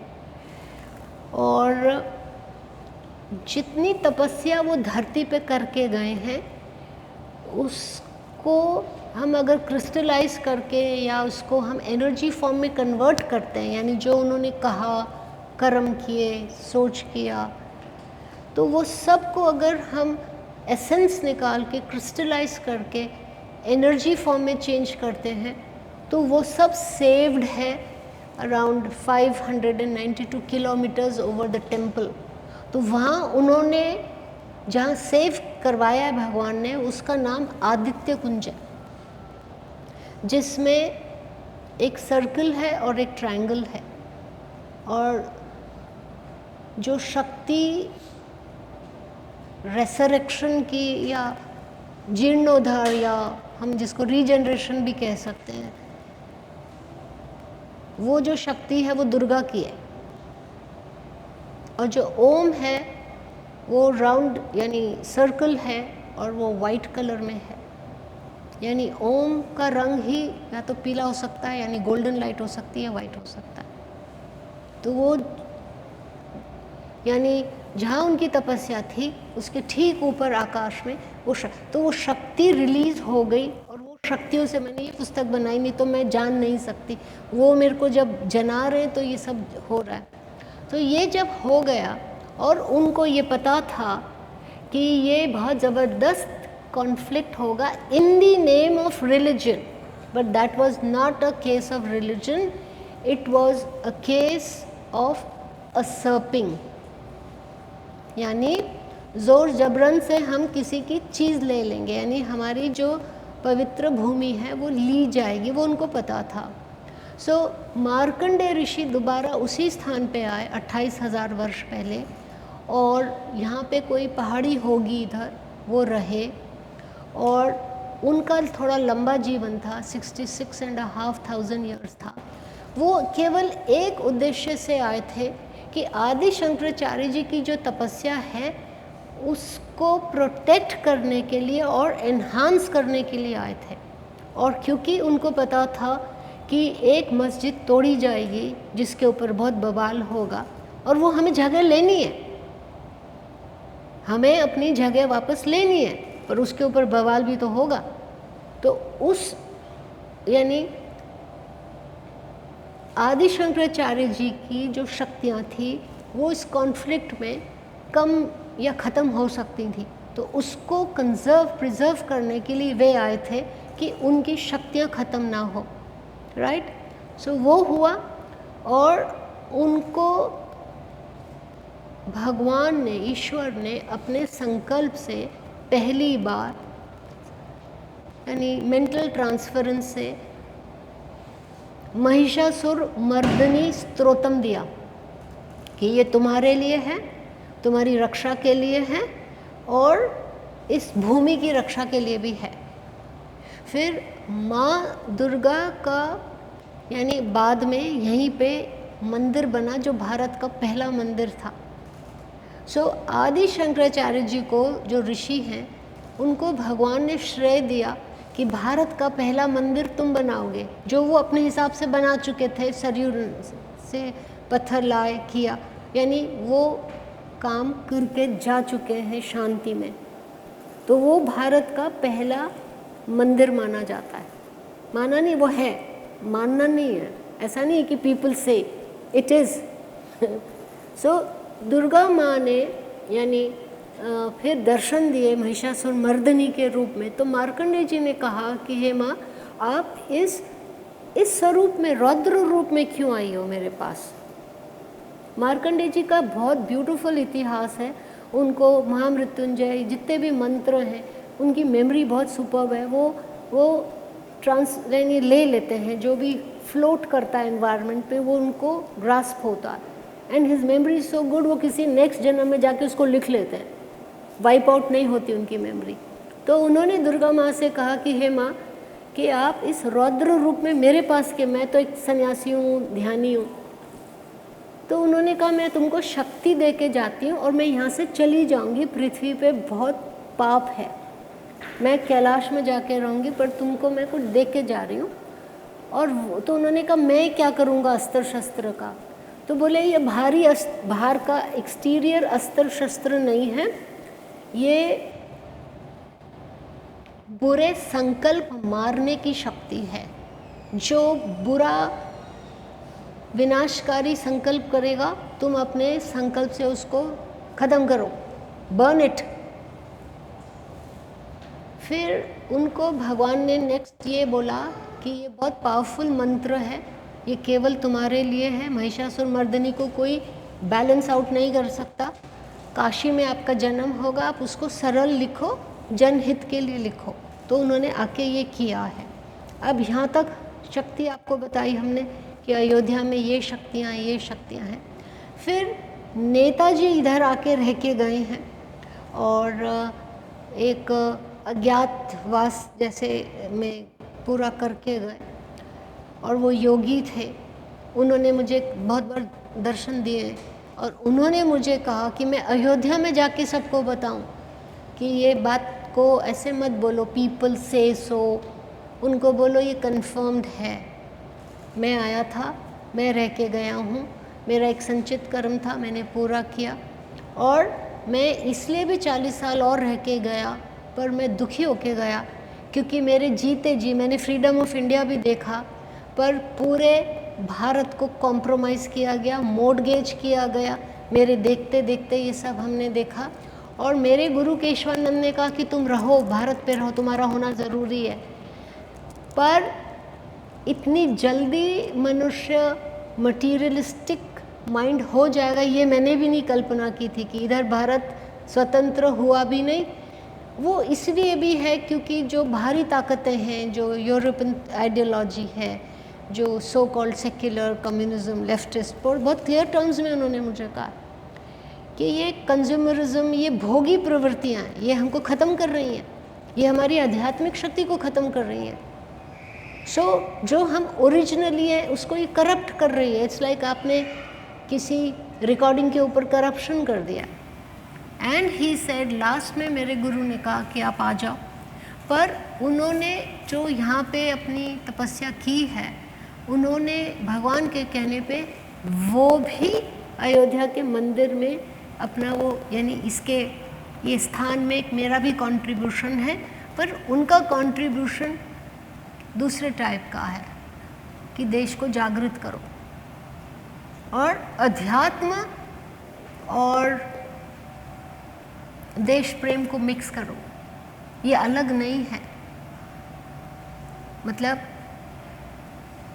भारत की जो सोच है वो बहुत बड़ी है, और भारत की जो आत्मा है, जो सोल है, वो स्पिरिचुअल सोल है अगर हम कलेक्टिवली इंडिया को देखें। क्योंकि ऋषिज जो हैं, जो सारे ऋषि हैं, बहुत सारे ऋषि हैं जिन्होंने बहुत बड़े काम किए हैं, उनके पुण्य हमें आज भी सेव कर रहे हैं, और वो हमें रिलीज़ कर चुके हैं, हमें दे रहे हैं कि ये लो, राइट, वो हो जाता है। और अब जब हम जो भी अच्छा काम, जैसे हम ये कह सकते हैं कि ये जो मेरी किताब है, ये भी जहाँ आज मंदिर बना है, जो ये ऋषियों की मैंने बात की है और जो आदित्य कुंज की बात की है, वो शक्ति मुझे मिली तो ये मैंने काम किया, नहीं तो ये मैं बता नहीं सकती थी, मैं कुछ कह भी नहीं सकती और मुझे पता भी नहीं लगता। सो एक लास्ट चीज़ जो जिससे मैं क्लोजर कर सकती हूँ, जो मुझे बहुत सुंदर लगी, यानी पृथ्वी को हमें अलग नहीं समझना चाहिए, ये ईश्वर की कृति है। और जो प्रकृति है जिससे हम अलग हो गए, उसको अलग हम ना समझें। तो 4 वाक्य उन्होंने मुझे बोले थे जो मुझे लग रहा है गोल्डन वर्ड्स हैं। मैं अभी कहीं लिख डालूँ, प्रिंट कर दूँ तो बहुत अच्छा रहेगा। यानी जो भारत की आत्मा है उसमें ब्रह्म है, ईश्वर है, और जो भारत का जो यानी भारत देश है उसमें ओम अभी भी बहुत गुंजन कर रहा है। यानी हम नहीं सुन पा रहे, वो हमारी बात अलग है, राइट। सो उन्होंने इस तरह मुझे 4 लाइन बोली थी कि ब्रह्म शाश्वत है, यानी गॉड इज़ इंडिस्ट्रक्टिबल, ब्रह्म शाश्वत है, ओम शाश्वत है,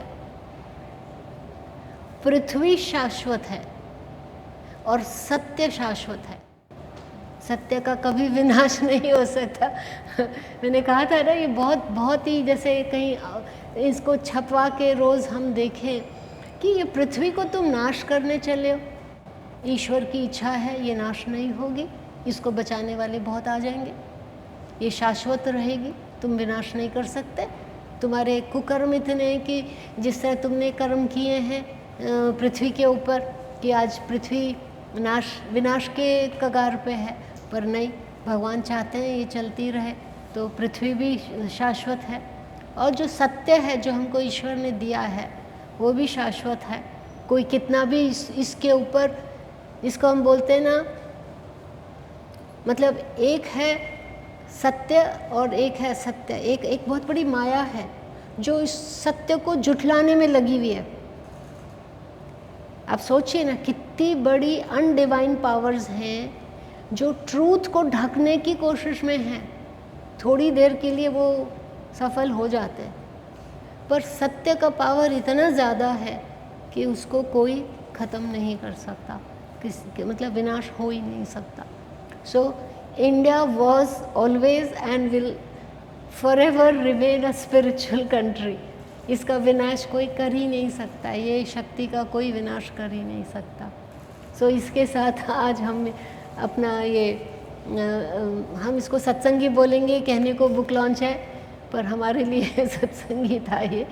सो इस सब के साथ हम आज का ये सेशन ख़त्म करते हैं। So over to you. If there are, we are on time, if there are. ये कहा जाता है कि पूजनीय शंकराचार्य जी ने भगवद गीता के ऊपर उसका अर्थ और उसके शुद्धिकरण के लिए काफ़ी कुछ काम किया था। उसी प्रकार महाराष्ट्र में ज्ञानेश्वर जी ने भी उसके ऊपर काम करके भावार्थ दीपिका के रूप में उसको प्राकृत रूप में लाया था। लेकिन अभी तक ये निश्चित समझ नहीं आ रहा है कि ये भगवद गीता का जो ज्ञान है वो कब से चला आ रहा है और किसने इसको लिखित रूप में शुरू में सबके सामने लिखा है, जिसका बाद में विशेष अर्थ पूजनीय शंकराचार्य ने हमने सामने रखा। कहा जाता है कि 3000 साल पहले भगवान श्री कृष्ण ने अर्जुन के सामने उसको महाभारत युद्ध के समय रखा था, लेकिन उसका अंदाज़ा नहीं आता वो कब था और उसका उस समय के लोगों ने लिखित रूप में या सबके सामने प्रगटीकरण उसका कब हुआ। शायद इसके बारे में कुछ आपके विचार सुनना चाहूँगा। जो मुझे पता है मैं वही बता सकती हूँ। जो मुझे पता है, महाभारत का जो समय काल है वो 5000 वर्ष है, 3.5 नहीं है, जो मुझे पता है। और रामायण का जो मुझे जो टाइमलाइन समझ आता है वो 7500 के करीब है। और जो सबको ही पता है, मैं इस विषय में कम ही बोलूँ तो अच्छा है, क्योंकि मुझे पता है बहुत विद्वान है हमारे भारत में। मेरी जो स्पेशलिटी है वो कुछ और है, तो विदाउट ऑफेंडिंग एनीवन, उपनिषदों का सार गीता में वो हम सबको ही पता है, राइट। और ये बार बार री इंटरप्रिटेशन होता रहता है through different saints and great men of wisdom, क्योंकि जो हमारी कैपेसिटी भी है, एक्चुअली हमको ना दोनों तरफ से समझना चाहिए कि हमारा एवोल्यूशन हुआ, अब हम डाउनफॉल पे हैं, तो हमको बार बार री इंटरप्रेट करना पड़ता है। तो there are always messengers of God who come and say that to us. So Dnyaneshwari जो मैंने भी पढ़ी है, मुझे वो इतना अलग आउटलुक लगा है फ्रॉम जो कृष्णा की गीता है। I may be different from others, क्योंकि शास्त्र कैसे हैं, सबको कुछ और सबको कुछ कुछ डिफरेंट चीज़ मिलती रहती है। एक ही पुस्तक है, कोई क्या, जैसे सागर में से कोई क्या लोटा, कोई कोई बहुत बड़ा वेसल लेके भी निकाल लेता। जब मैंने ज्ञानेश्वरी एज अ साधक पढ़ी है, मुझे एक बार सेटबैक लगा, क्योंकि मैंने भी बहुत अध्ययन एक टाइम पे, जब मैं छोटी उम्र की थी, मैंने बहुत पढ़ी भगवद गीता, फिर एक दिन बंद कर दी कि कुछ समझ नहीं आ रही, क्योंकि मैं हार गई। ये कर्म क्या है, ये कर्म की थ्योरी क्या है, मैंने ऐसा क्या किया जो मैं इस बंधन में आई हूँ, ये नहीं समझ आया। केवल कृष्ण अर्जुन समझ आ रहे हैं, तो ये मेरा उपयोग नहीं है इस चीज़ से। ज्ञानेश्वरी का जब मैंने पढ़ा, मुझे सेटबैक अपने लिए हुआ, क्योंकि as of my mind at that time I felt, Dnyaneshwar Maharaj ने इंद्रियों के वश पे बहुत कहा है, एंड इट सडनली फेल्ट कि कहीं मेरी तो ये साधना छूट तो नहीं गई है। सो उनको वो लगा, या उनके सामने जो लोग आए उनके लिए बहुत ज़रूरी था। अब आप इसको मैं हाईएस्ट लेवल पे अगर मैं ले जाऊं, ये मेरा पाठ हुआ नहीं था, यानी one lesson was missing. I felt कि मैंने जितनी भी स्टडी की है, कई चीज़ों पे तो मुझे लग रहा है मैंने बहुत अभ्यास कर लिया, कुछ मुझे अपने पे शंका आती थी कि ये मेरी प्रैक्टिस ही कम है। इट्स लाइक आप म्यूज़िक बहुत कर लेते हैं तो लगता है ये राग बहुत अच्छा आता है, ये तो मैंने अभ्यास ही नहीं किया, अब मैं क्या करूं, मेरी शायद फाउंडेशन वीक है। मुझे सेल्फ डिफीटिंग थॉट्स भी बहुत आते थे।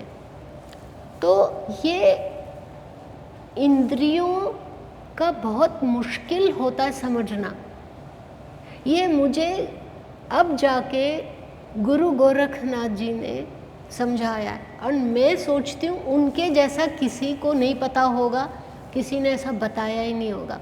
मेरा एक चीज़ बहुत देर में मेरे को समझ आई, क्योंकि समझ आई क्या मतलब, हम भी तो ग्रो कर रहे हैं, कुछ आज ठीक लग रहा है, फिर लगता नहीं, फिर लगता है ये तो समझ ही नहीं आई, अब क्या करूं।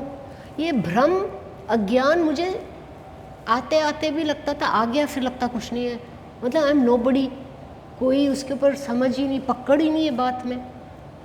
ध्यान में कितने घंटे भी कर सकती हूँ, पर फिर कई बार लगता है ना कि आप सिर्फ इंस्ट्रूमेंट बजा रहे, आपको नुआंसेस ही नहीं समझ आ रहे। ये मेरे को गोरखनाथ जी ने एक दिन पकड़ा लास्ट ईयर, और उनको पता है मैंने ज्ञानेश्वरी पढ़ के छोड़ दिया था कि ये मेरे बस की नहीं है, मेरे पास कोई गुरु नहीं है, और इंद्रियों पे वश पाना या इंद्रियां मुझे कंट्रोल कर गई है ये मुझे पता ही नहीं लगता है। अब देखो ना, एक तो है मन को स्टडी करना, थॉट्स को आप फिर भी कैच कर सकते हैं, पर ये इंद्रियों का जिसको हम बोलते हैं हरण कर लेता है, ये अर्जुन और उनके कृष्ण भगवान के समान है, शायद कईयों को पता नहीं तो मुझे बोलना पड़ रहा है कि जैसे अर्जुन ने कहा, हे भगवान मेरा मन तो इतना चंचल है जैसे एक बादल, तो ये तो मुझे हर के ले जाएगा, ये मेरी इंद्रियों को जीत लेता है। तो वो मेरा भी हाल था, मुझे भी लग रहा था, इतने साल की इतने जन्मों की तपस्या के बाद भी मुझे लग रहा था, क्योंकि मेरे सामने बहुत बड़े बड़े महारथी हैं। ऐसे जैसे 26 जनवरी की परेड लेते हैं ना प्रेसिडेंट, अभी ये ट्रूप आया, ये आया, ये मैं सोच रही थी मेरा पता नहीं कहाँ जीवन क्या हो रहा है, इतने ऋषि मेरे को रोज़ दर्शन देते हैं, अब मेरे हाथ पैर हिलते हैं, जो अर्जुन का हाल था कि मैं इनका सामना क्या करूँगी मैं, और वो मुझे कह रहे थे तू बहुत तैयार है, आजा। सो ये ज्ञानेश्वरी जी की बात थी, वो मुझे मेरी मनोकामना या मेरा एक कॉर्नर डेफिसिट था, वो गुरु गोरखनाथ जी ने मुझे बताया। उन्होंने मुझे ये कहा, मैंने उनसे कहा कि भ्रम के ऊपर, यानी हम लोग डिल्यूड क्यों होते हैं, देखो जो भी आज गलत कर रहा है वो जान के नहीं कर रहा है, वो भ्रमित है, असलियत तो यही है। जिस दिन उसकी बुद्धि सही हो जाएगी वो कहेगा मैं क्या कर रहा था। ये इतना ही तो फ़र्क है ना। एक है जो विवेकी क्यों है, वो अपने सेंसेस में, वो अपने कंट्रोल में, उसको पता है मैं क्या कर रहा हूँ, क्यों कर रहा, नहीं करूँगा। दूसरा है उसको पता ही नहीं है वो क्या कर रहा है, उसको ये नहीं पता कि मैं बेहोश मरा पड़ा हूँ, अब उसको हम क्या कहेंगे तू सुधर जा, कुछ फ़ायदा नहीं है। ये हमारी प्रॉब्लम वर्ल्ड में भी आ जाए। मुझे गोरखनाथ जी ने एक दिन बैठ को शाम के बोला, बैठ मैं तेरे को समझाता हूँ कि ह्यूमैनिटी में इतना प्रॉब्लम क्यों, अज्ञान क्या है, what is wrong with humans. ये हम लोग कहाँ फंसते हैं, गिरते हैं। ही सेड कि देखो डिल्यूजन बाद में होता है तुमको, it's a very subtle small small small thing that happen too fast and we are not in control. He said कि ऐसा नहीं है कि आपको एकदम ऐसे आप क्लाउडेड हो गए, फॉगी हो गए, it doesn't happen from that point. Here you are mistaken, you have missed one very important point. I said please guide me. He said वो वाली स्टेज सेकंड है, पहले इंद्रियां तुम्हारी, you are defeated by your senses first, उसके बाद तुम्हें delusion होता है। यानी कुछ सुना, राइट, आपने उसको प्रोसेस ठीक से नहीं किया है, ये तो इसका मतलब हमारे अंदर वो रोशनी भी नहीं है जो हमें वो प्रोसेस करने दे। दूसरा कि आप जो देख रहे हो उसका आप what are you thinking about it, that will matter. हम लोग पंच इंद्रियों में ज़्यादा फिर समझ नहीं आता कि ये त्वचा का क्या, ये इसका क्या। वो बोल रहे तुम इतना ही समझो पहले कि सबसे पहले तुम्हें हर लेती हैं तुम्हारी इंद्रियां। यानी अभी कोई आपने किसी ने भी समझे कुछ चीज़ खाई, हम लोग उसको रूटीन समझ रहे हैं। देखो यहाँ मैं फिर बोलूँगी भारत इसमें सबसे नंबर 1 है, ये किसी ने खोज नहीं किया। अंग्रेज़ तो सबसे लास्ट होंगे इंडल्जेंट कम्युनिटी है, मैं खुला ही बोल रही हूँ उनको, क्योंकि उनको इतना कष्ट नहीं सहना है। अभी गोरखनाथ जी की महारत ही है कि उन्होंने इस कनेक्शन को समझा है। अब एग्जाम्पल देती हूँ मैं आपको कि मैंने एक चीज़ खाई, सामने आपने मुझे परोसी या दिया, मैंने खाया नॉर्मल, मैंने ध्यान भी नहीं दिया। फिर सेकंड टाइम खाई, I didn't realise what I have done. Third time खाई, फोर्थ टाइम मैं कहूँगी इतने बज गए, वही टाइम पे मेरे को वो चीज़ चाहिए। ये हमको हमारे ऋषि यानी ज्ञानी मुनि बता सकते हैं कि तुमने इसको ऑर्डिनरी चीज़ समझी, तुम्हारी अवेयरनेस कहाँ थी। ये जो बहुत सटल चीज़ है कि we are an animal, we are slaves to habits, इसको पैटर्न मत बनने देना। ये है योग कि तुमने वो ग्रूव कैसे बनाया। इसीलिए बहुत पनिश करते हैं ये, अगर एक अपने आप को भी अगर इनसे एक गलती हो जाती है। अगर मैं आपके पास किसी को अगर बहुत जल्दी से नहीं है, अगर हम ऐसा ज़रूरी नहीं है हम उसी टिक करके क्लोज कर, मैं आपको एक बहुत सुंदर, I want it to be recorded and video, मतलब इसका वीडियो बनना चाहिए कि इतनी छोटी सी भूल कि ये लोग अपने आप को इतनी सज़ा मतलब दे आर रेडी कि किसी तरह मैं इसको परमानेंट नहीं होने दूँ। हे भगवान तू मुझे इससे बचा, क्यों, ये मेरा दुख का कारण बनेगी, मैं नरक में जाऊंगा, ये मेरी स्लेवरी हो जाएगी। ये है ज्ञान जिसको हम बोलते हैं बोध, क्या है हमारा विजडम है ये। जो ऋषि या जो एनलाइटेंड बीइंग्स थे, दे वर वॉचिंग देमसेल्व्स कि देखो एक टाइम होता है I am producing the same इसे कहते हैं ना, मैं सेम थॉट्स ला रहा हूँ, वो एनवायरनमेंट आता नहीं है, I am behaving in a particular manner. So इसको मैं अगर रिवर्स करता हूँ कि every evening I will sit down and meditate, I will sit down and calm my mind, I will observe. जो भी हम जैसे कोई भी प्रैक्टिस, स्पिरिचुअल प्रैक्टिस करता हूँ मैं, तो मैं अगर वो स्पिरिचुअल प्रैक्टिस करता हूँ तो वो भी तो एक ग्रूव बन रहा है, वो भी तो एक हैबिट, और वो मेरे को बचा रही है। सो ये मेरा छुटकारा है। और अगर मैं एक ईटिंग हैबिट या एक टॉकिंग हैबिट या एक जैसे कहते हैं ना कोई भी चीज़ का, जैसे स्लगिश हो रहा हूँ मैं, या वाचाल हो रहा हूँ, या मैं गुस्सा, कुछ भी आप जिसको हम कहते हैं ये नहीं अनडिज़ायरेबल है, ये मुझे गिरा रहा है, तो ये बहुत ज़रूरी है। और ये चीज़ मैं बच्चों में देख रही हूँ, इतनी कम अवेयरनेस रह गई है, they are so absent minded, क्या खा रहे हैं, क्या बोल रहे हैं, दे डोंट रियलाइज़ कि ये कितना हार्मफुल है। That the new generation, because memory loss है, फलाना है, I don't know what all we can talk about them, so it's not criticism, but it is a matter of concern for us. सो एक आपको मैं पढ़ के सुनाती हूँ, क्योंकि मुझे पता है यू आर सो रिसेप्टिव, आप ये कभी भूल नहीं सकेंगे मैं जो ये बात बताऊँगी। कई चीज़ें, मेरी रियलाइजेशंस मेरे को दिनों दिनों तक मौन कर देती है और बहुत मनन, मतलब मुझे फोर्स करके आना पड़ता है दुनिया में, नहीं तो मैं शायद बात ना करूं दिनों दिनों तक।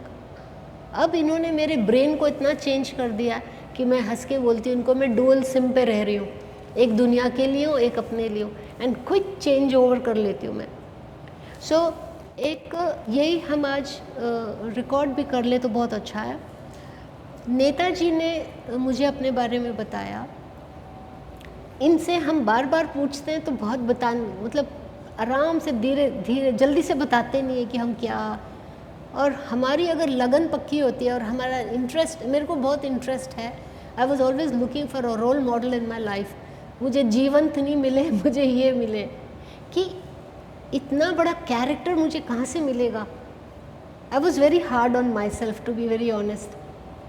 सो मुझे कोई कैरेक्टर ही नहीं दिखता था कि कोई मुझे ट्रेन कर दे, मुझे मेंटोर कर दे। एंड अननोइंगली आई वॉज साधक, मुझे पता नहीं था कि मैं साध्वी हूँ, कि मैं योगिनी हूँ, but my interest were only of this.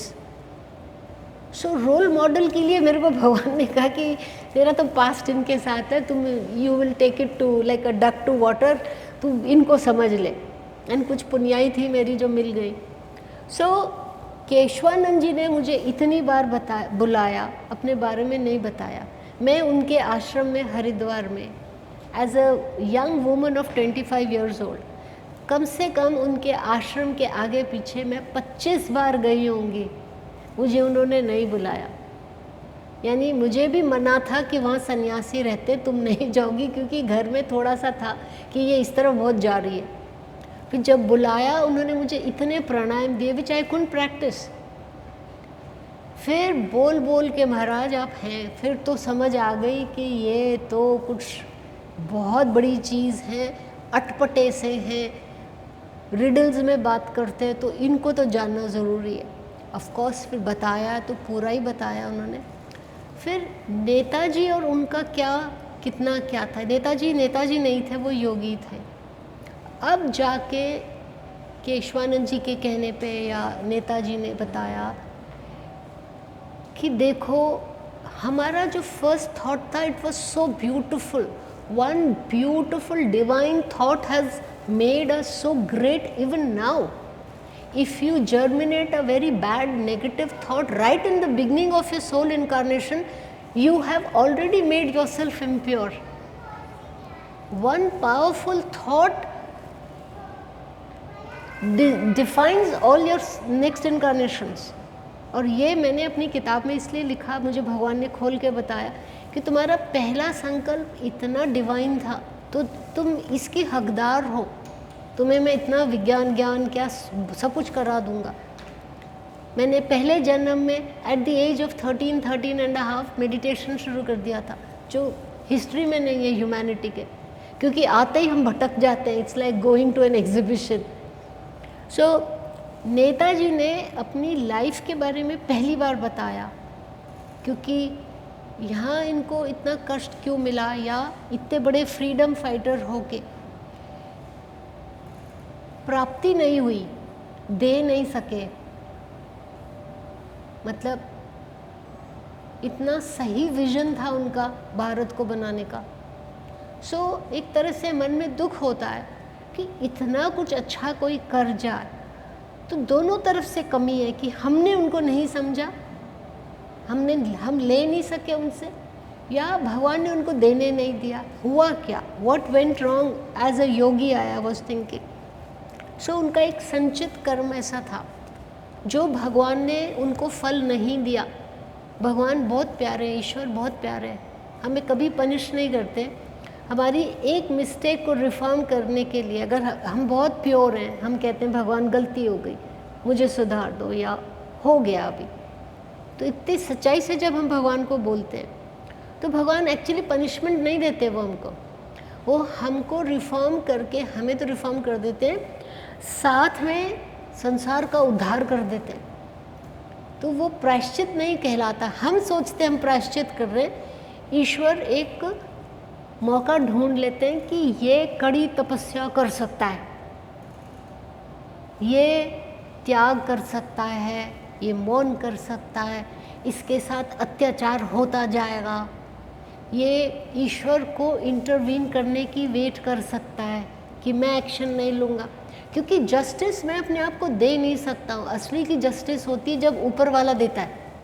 अभी जैसे मैंने आपको अयोध्या का जो बताया, अब एक बहुत अच्छा है, मैं चाहती हूँ बच्चे लोग सुन लें या किसी को आप आगे जाकर बताएं। औरंगज़ेब जो था, उसके पिछली 21 जन्मों में वो लुटेरा ही था, प्लंडरर, राइटर, राइट्स करा सकता था, हत्याएं करा सकता था, किसी की चीज़ वो उसका संस्कार था। यानी हम अपने संस्कारों के आदी हैं। सो जो विवेकी जन होते हैं वो अपने संस्कारों को बहुत देखते हैं कि मेरे से ये हुआ कैसे, या ये मैं क्यों नहीं करूं।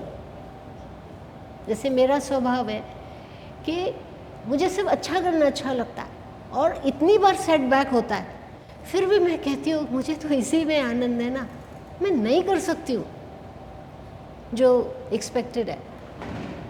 सो औरंगज़ेब जब 13 वर्ष का था, शाहजहाँ का बेटा था, ध्यान से सुनो, ध्यान से सुनो, 13 साल का था, उसके मन में, अब 13 साल का बच्चा क्या कर सकता है? चंचल हो सकता है, खेल कूद उद्यम कर सकता है, ये कर सकता है। बड़ा हो रहा है, शरीर उसका बढ़ रहा है, तो खाना ज़्यादा खाएगा, थोड़ा सा डिसबैलेंस में जाएगा कि बड़ा हो रहा है भाई, ना बच्चा है ना बड़ा हुआ, यही हो सकता है। वो 13 साल का होते सारा दिन मोनार्क बनने का सोचता था, मैं शहंशाह को बनूंगा। तो उसको क्या ड्राइव कर रहा था? यही हमें ऋषियों ने समझाया कि you are driven by your desires, your thoughts, so correct it. अच्छा करो ना, फिर करना ही है तो you will be driven by your thoughts. अब जैसे आपने इतना अपना अच्छा बताया परिचय, आपने क्या किया? You are driven by your good desires. नहीं तो किसी को थकता है ये सब क्या करना है, ये क्यों करना है इतना। मुझे लोग कहते तू क्या करती है, तेरा इसमें क्या लाभ क्या है। अब मेरा सवाल है, ये शब्द लाभ आता ही नहीं, मेरी डिक्शनरी में नहीं है। मैं लाभ के लिए तो कर नहीं रही हूँ ना, मुझे तो आत्मसंतुष्टि मिल रही है। सो वो 13 साल का लड़का पहले से ही सोच, जैसे दुर्योधन सोचता था कि मैं राजा कब बनूंगा, यहाँ तक भी ठीक है, क्योंकि वो ट्रेंड भी ऐसे ही होते हैं कि तुम बनोगे। जब उनके सो कॉल्ड पिताजी की सो कॉल्ड नेचुरल डेथ हुई थी 39 की एज में, यानी Aurangzeb was 39 years old when his father expired, जो भी 65 या जो भी उनकी डेथ हुई, जो भी। सो उनको सबसे पहले ये ख्याल आया कि मुझे इतना वेट क्यों करना पड़ा, यानी वो डिज़ायर उनकी बर्न हो रही थी। और आपको बड़ी हैरानगी होगी कि ये जो आपका, यानी हमारा जो भारत का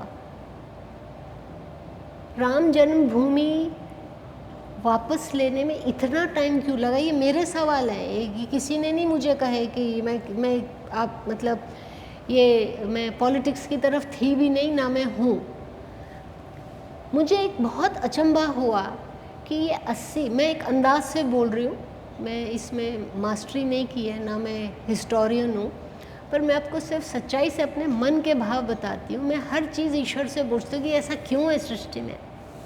तो मुझे ऐसे बहुत बार आता था कि शायद 80 साल या 100 साल लग गए, क्योंकि हर भारतीयों के लिए अयोध्या, काशी, मथुरा रग रग में है, यू कॉन्ट एस्केप इट। ये आपके जैसे जीन्स में ही है, सुनते हैं हम, शुरू से ही सुनते हैं।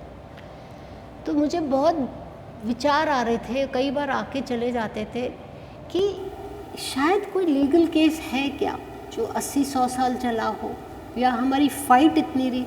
तो उसमें मेरे को दो एक चीज़ समझ आई। एक तो हम रिजिलियंट बहुत हैं, हम लगे एक चीज़ के पीछे लगे। दूसरा, भगवान ने क्यों नहीं इंटरवीन किया, भाई जब भगवान को तो पता है किसकी ज़मीन है, यहाँ पे क्या इतिहास है। अब कल चलते फिरते कोई मेरा पर्स उठा के ले जाता है तो मैं क्या बोल दूँगी, हाँ ये तेरा ही था? मैं कहूँगी मेरा था, अभी तेरे पास है, तू मुझे वापस कर, यही बोलूँगी ना। तो जो चीज़ मेरी थी कोई मेरे से जोर ज़बरदस्ती ले जाता है, तो भगवान ने इतना क्यों टाइम दिया उनको कि भी तुम रख लो फिर दे देना या तुमसे ली जाएगी वापस। यानी उनका भी कोई टाइम था जो चला, खूब चला। सो मुझे आदि शंकराचार्य जी ने थोड़े दिन पहले इसका जवाब दिया कि औरंगज़ेब 13 साल का था, तब से वो सपना दिन रात एक देखता था कि मैं शहंशाह कब बनूं, यानी मैं मोनार्क बनूं, छोटा मोटा भी नहीं। दूसरा, जब उसके पिताजी की मृत्यु हुई, 39 का था वो, 39 इयर्स का था वो, उसको जब पता लग गया अब तो मैं ही बनूंगा, उसने अपना रास्ता भी साफ कर ही लिया था कि मैं ही बनूंगा। आपको हैरानगी होगी उसके क्या क्या ख्याल आते थे उसको, जो कि फलीभूत होते। उसको ये विचार आया कि देखो भारत में ये राम और कृष्ण की कहानी हर बच्चा जानता है, राइट। सो उनको पूरा इतिहास पता था हमारा कि राम ने रावण को मारा है, और उनके गुरु विश्वामित्र, वशिष्ठ, अगस्त्य ये थे, और कोई और भी होगा पर ये मेन थे। तो वो छोटे थे, 14-15 वर्ष के, तो वो कुछ शिक्षा लेते थे इनसे। तो वो जो स्पिरिचुअल एनर्जीज है उसकी वजह से इन्होंने रावण को मारा, ये उनका कंक्लूजन है एज पर आदि शंकराचार्य जी, जो मुझे बोल गए कि ये औरंगज़ेब की सोच है। देखो तुम कितने मूर्ख हो, तुम कितने कम अलर्ट हो, लोग क्या क्या सोचते हैं, be alert, meditate, you can know the thoughts of others, ये मुझे बोलते हो। सो उन्होंने कहा कि, यानी औरंगज़ेब ने बोला कि राम ने रावण को मार दिया, एक छोटा सा बालक कंस को मार देता है, तो उनके भी संदीपनी थे, तो इनके पास तो अद्भुत शक्तियाँ हैं जो हमारे पास नहीं है। पर इनकी जो ज़मीन है उसके ऊपर तो हमने मस्जिद बना ली, यानी तब तक बन चुकी थी ये बाबरी मस्जिद, करीब 100 साल के अंतर या 80 साल के अंतर में औरंगज़ेब के। तो उसका मन था कि मैं वो ज़मीन ले लूँ, पर वो तो मुझे मिल नहीं सकती, मेरी तो इच्छा पूरी नहीं हो रही। उस पर तो ऑलरेडी एक मस्जिद बन चुकी है, सो कॉल्ड बाबरी मस्जिद, या जो भी उसका उस समय नाम था, हमें तो पता नहीं। तो उसका मन देखो कितना गंदा खराब था, नेगेटिव थॉट था उसका। उसने कहा चलो मुझे नहीं मिली, किसी और को तो मिल गई हमारे पास, पर हे भगवान, यानी जो भी जिस तरह भी उसने अपने भगवान को याद किया होगा, या एकदम जैसे कहते हैं ना, एकदम फ्लड ऑफ थॉट्स आ गए। उसने कहा ठीक है, ये इतनी उलझ जाए, यानी ये लीगल बैटल में इतनी फंस जाए कि ये इनको दोबारा कभी मिले ही ना। The other way of not giving back the land is embroiled them in so many legal battles कि ये ले ना सके और ये ज़मीन हमारी हो जाए। चलो मुझे नहीं मिली, किसी और को मिली, पर इनको भी नहीं देंगे हम। तो ये क्या विचार है आपका? तो ये ऋषि मुनि इस तरह के विचार धीरे धीरे ख़त्म कर देते हैं।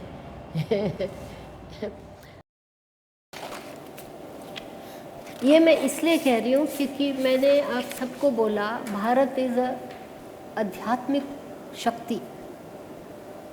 अगर 89, 90, 97 लाख ईयर्स पहले ये लोगों की सोच थी, तो मुझे कोई बता दे कि ये दूसरे पार्ट्स ऑफ वर्ल्ड में भी हो रहा था, ये कभी नहीं हुआ है, जैसे भारत में हुआ है। और ये नेताजी और केशवानंद जी, उनके जो गुरु हैं, उनकी एक एपिसोड है, how they came again and again as shishya and guru, यानी केशवानंद जी हमेशा उनके गुरु थे।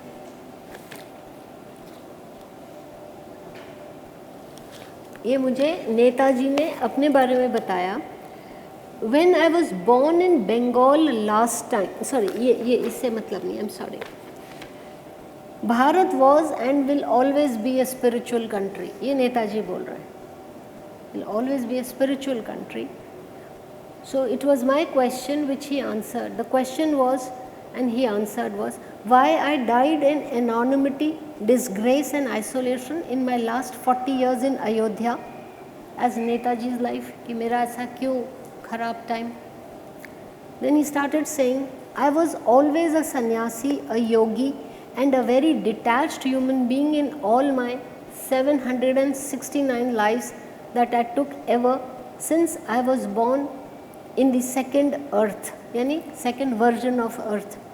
769 lives are less, यानी इतना समय कोई जिए तो 700 जन्म तो कम है. But I always incarnated only for a very purposeful life, mostly with my Guru Keshwananda. In my first ever birth in Koraput district, Orissa, as a tribal more than 89 lakh years ago, I was very fascinated by hunting, not for meat but to practice concentration for archery. ये मैं आपको बता रही हूँ, भारत सनातन धर्म की आधारशिला डाल चुका है. हमने इसको फॉर्मुलाइज अब किया है, पर ये सोच है हर भारतवासी की. हम इस तरह सोचा करते थे. तो उन्होंने हंटिंग शुरू कर दी कि मेरी एमिंग या निशानेबाजी के लिए. In my first birth in Bengal, I met a sannyasi sitting under a tree with closed eyes. His face was very peaceful and radiated a lot of energy and light. He stopped me to ask if there was a river nearby to drink water. To that inquiry, I told him that the river is not close by, but my house is. He said that he is a wandering monk and will not stay in someone's house without giving something in return for his hospitality. He had nothing as an offering of gratitude, so he will stay thirsty on one night. Tomorrow he will go near the river and drink water and maybe sit near the river side to pray and thank the river to have given him water to live and thank water to save his life. I was barely 19 years old, but the sannyasi made a profound impact on my mind. I had 3 questions racing in my mind. They were, who is this extraordinary man? Why has he come here from nowhere to speak to me? Why did not think like him? यानी उनको शर्मिंदगी हो गई कि मेरी सोच इतनी अच्छी क्यों नहीं है. ये कह रहे मैं तेरे घर नहीं आ सकता, मेरे पास तुझे कुछ देने को ही नहीं है, तो मैं तेरे रात में तेरे पास पानी भी नहीं पीऊँगा. मैं सुबह नदी किनारे जाके पानी पीऊँगा, पर मुझे प्यास बहुत लगी है अभी, पर मैं तेरे घर से पानी भी नहीं लूँगा बिकॉज मुझे कुछ देना है तुझे. अब ये छोटा नहीं 19 साल का लड़का सोच रहा है कि ये कौन है, ये कहाँ से आ गए, ये क्या सोच रहे. After some moments passed in silence, the roaming sannyasi said, ask me those questions, I will tell you. यानी स्वामी जी सन्यासी ने उनका माइंड ही पढ़ लिया कि बता दे तेरे 3 सवाल क्या, मैं बताता हूँ. I was stunned and numb for a moment. I replied that my lord, you have no distance to cover, you are already inside my mind, so tell me, why don't you tell me who you are? The wise mind penetrated into my eyes and spoke like a child chuckling. He said, there is nothing in this world that happens randomly for those who live by God's choice, wish and design. Those who do not know that the radiant light is present inside, they like to wander and they slowly go into an orbit of drifting. They drift so far away that they forget where they started their wandering. Look at this dry leaf. Can you tell me from which tree it was shed? Where will it go with the wind? This is the human mind's condition. You have drifted very soon. You are chasing animals to hunt, to practice archery. Why did you not think that killing animals is not concentration, it is cruelty? I have practiced concentration and focused my mind, my attention with both eyes closed at the sixth chakra. My concentration at present is the best in the world. I pray for Mother Earth, all living beings, and everything that has been made for us by God to appreciate. Now, this is a very subtle point, that just see His spiritual powers. 2 days back, you have killed a fawn by mistake instead of a running deer in the herd. I used to feed that deer every day in the early hours when it would come near my hut to drink water. There is a pond behind my hut. We both took water from that pond. I knew the deer since many days. The fawn cried and cursed the killer because it wanted to grow and play and live joyfully in their herd in the jungle. With my Dhyan Shakti, I learned that my deer will not graze near my hut as if it was mourning. To relieve the grief of my pet deer, I prayed to God to forgive the hunter for his act and release the grief of separation of father and son. I recognized you immediately as the hunter, as the soul of the fawn was with me. It asks for forgiveness from you and wishes that you pray that soon he shall be reborn in his herd because he loves every member of his family. You must know that animals also have a spirit. They sense, perceive, think, emote, and have a memory. Their brain is not very advanced like humans, but the presence of Atma as a soul knows everything. I was not thirsty. I wanted you to come to me so that I can tell you 3 things. मेरे से 3 चीज़ें सीखो. From me learn the vidya I have. It is called Atma Gyan. It starts with concentration. It starts with concentration. I will make you Maharathi and champion. Become my Shishya and ask for forgiveness from the deer and other animals that you have hunted so far. Love your Bhumi, earth, love everyone, everything that is on this Vasudha. We are connected with Paramatma later, after we gain Atma Gyan. But before we get Atma Gyan, we are connected and have a very deep relation with the earth because it sustains us. We are forever indebted to our Matrubhumi. We are all connected with each other in spirit. I am very impressed, this is the 3rd one. I am very impressed by your concentration. Your ability to focus is exceptional. If you wish, you may become a sannyasi like me. This whole earth is our home. With your extraordinary concentration and focus, we will serve a Matrubhumi in all lives. This is my निश्चय.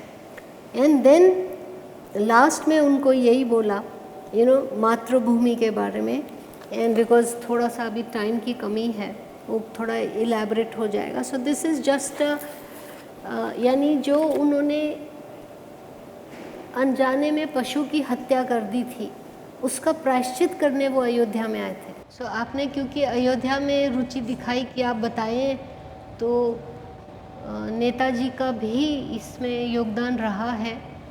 और उसके बाद actually वो जो केशवानंद जी थे वो कह रहे थे, थोड़ा इलेबरेट हो जाएगा समय की, वो बहुत लंबा हो भी गया, कि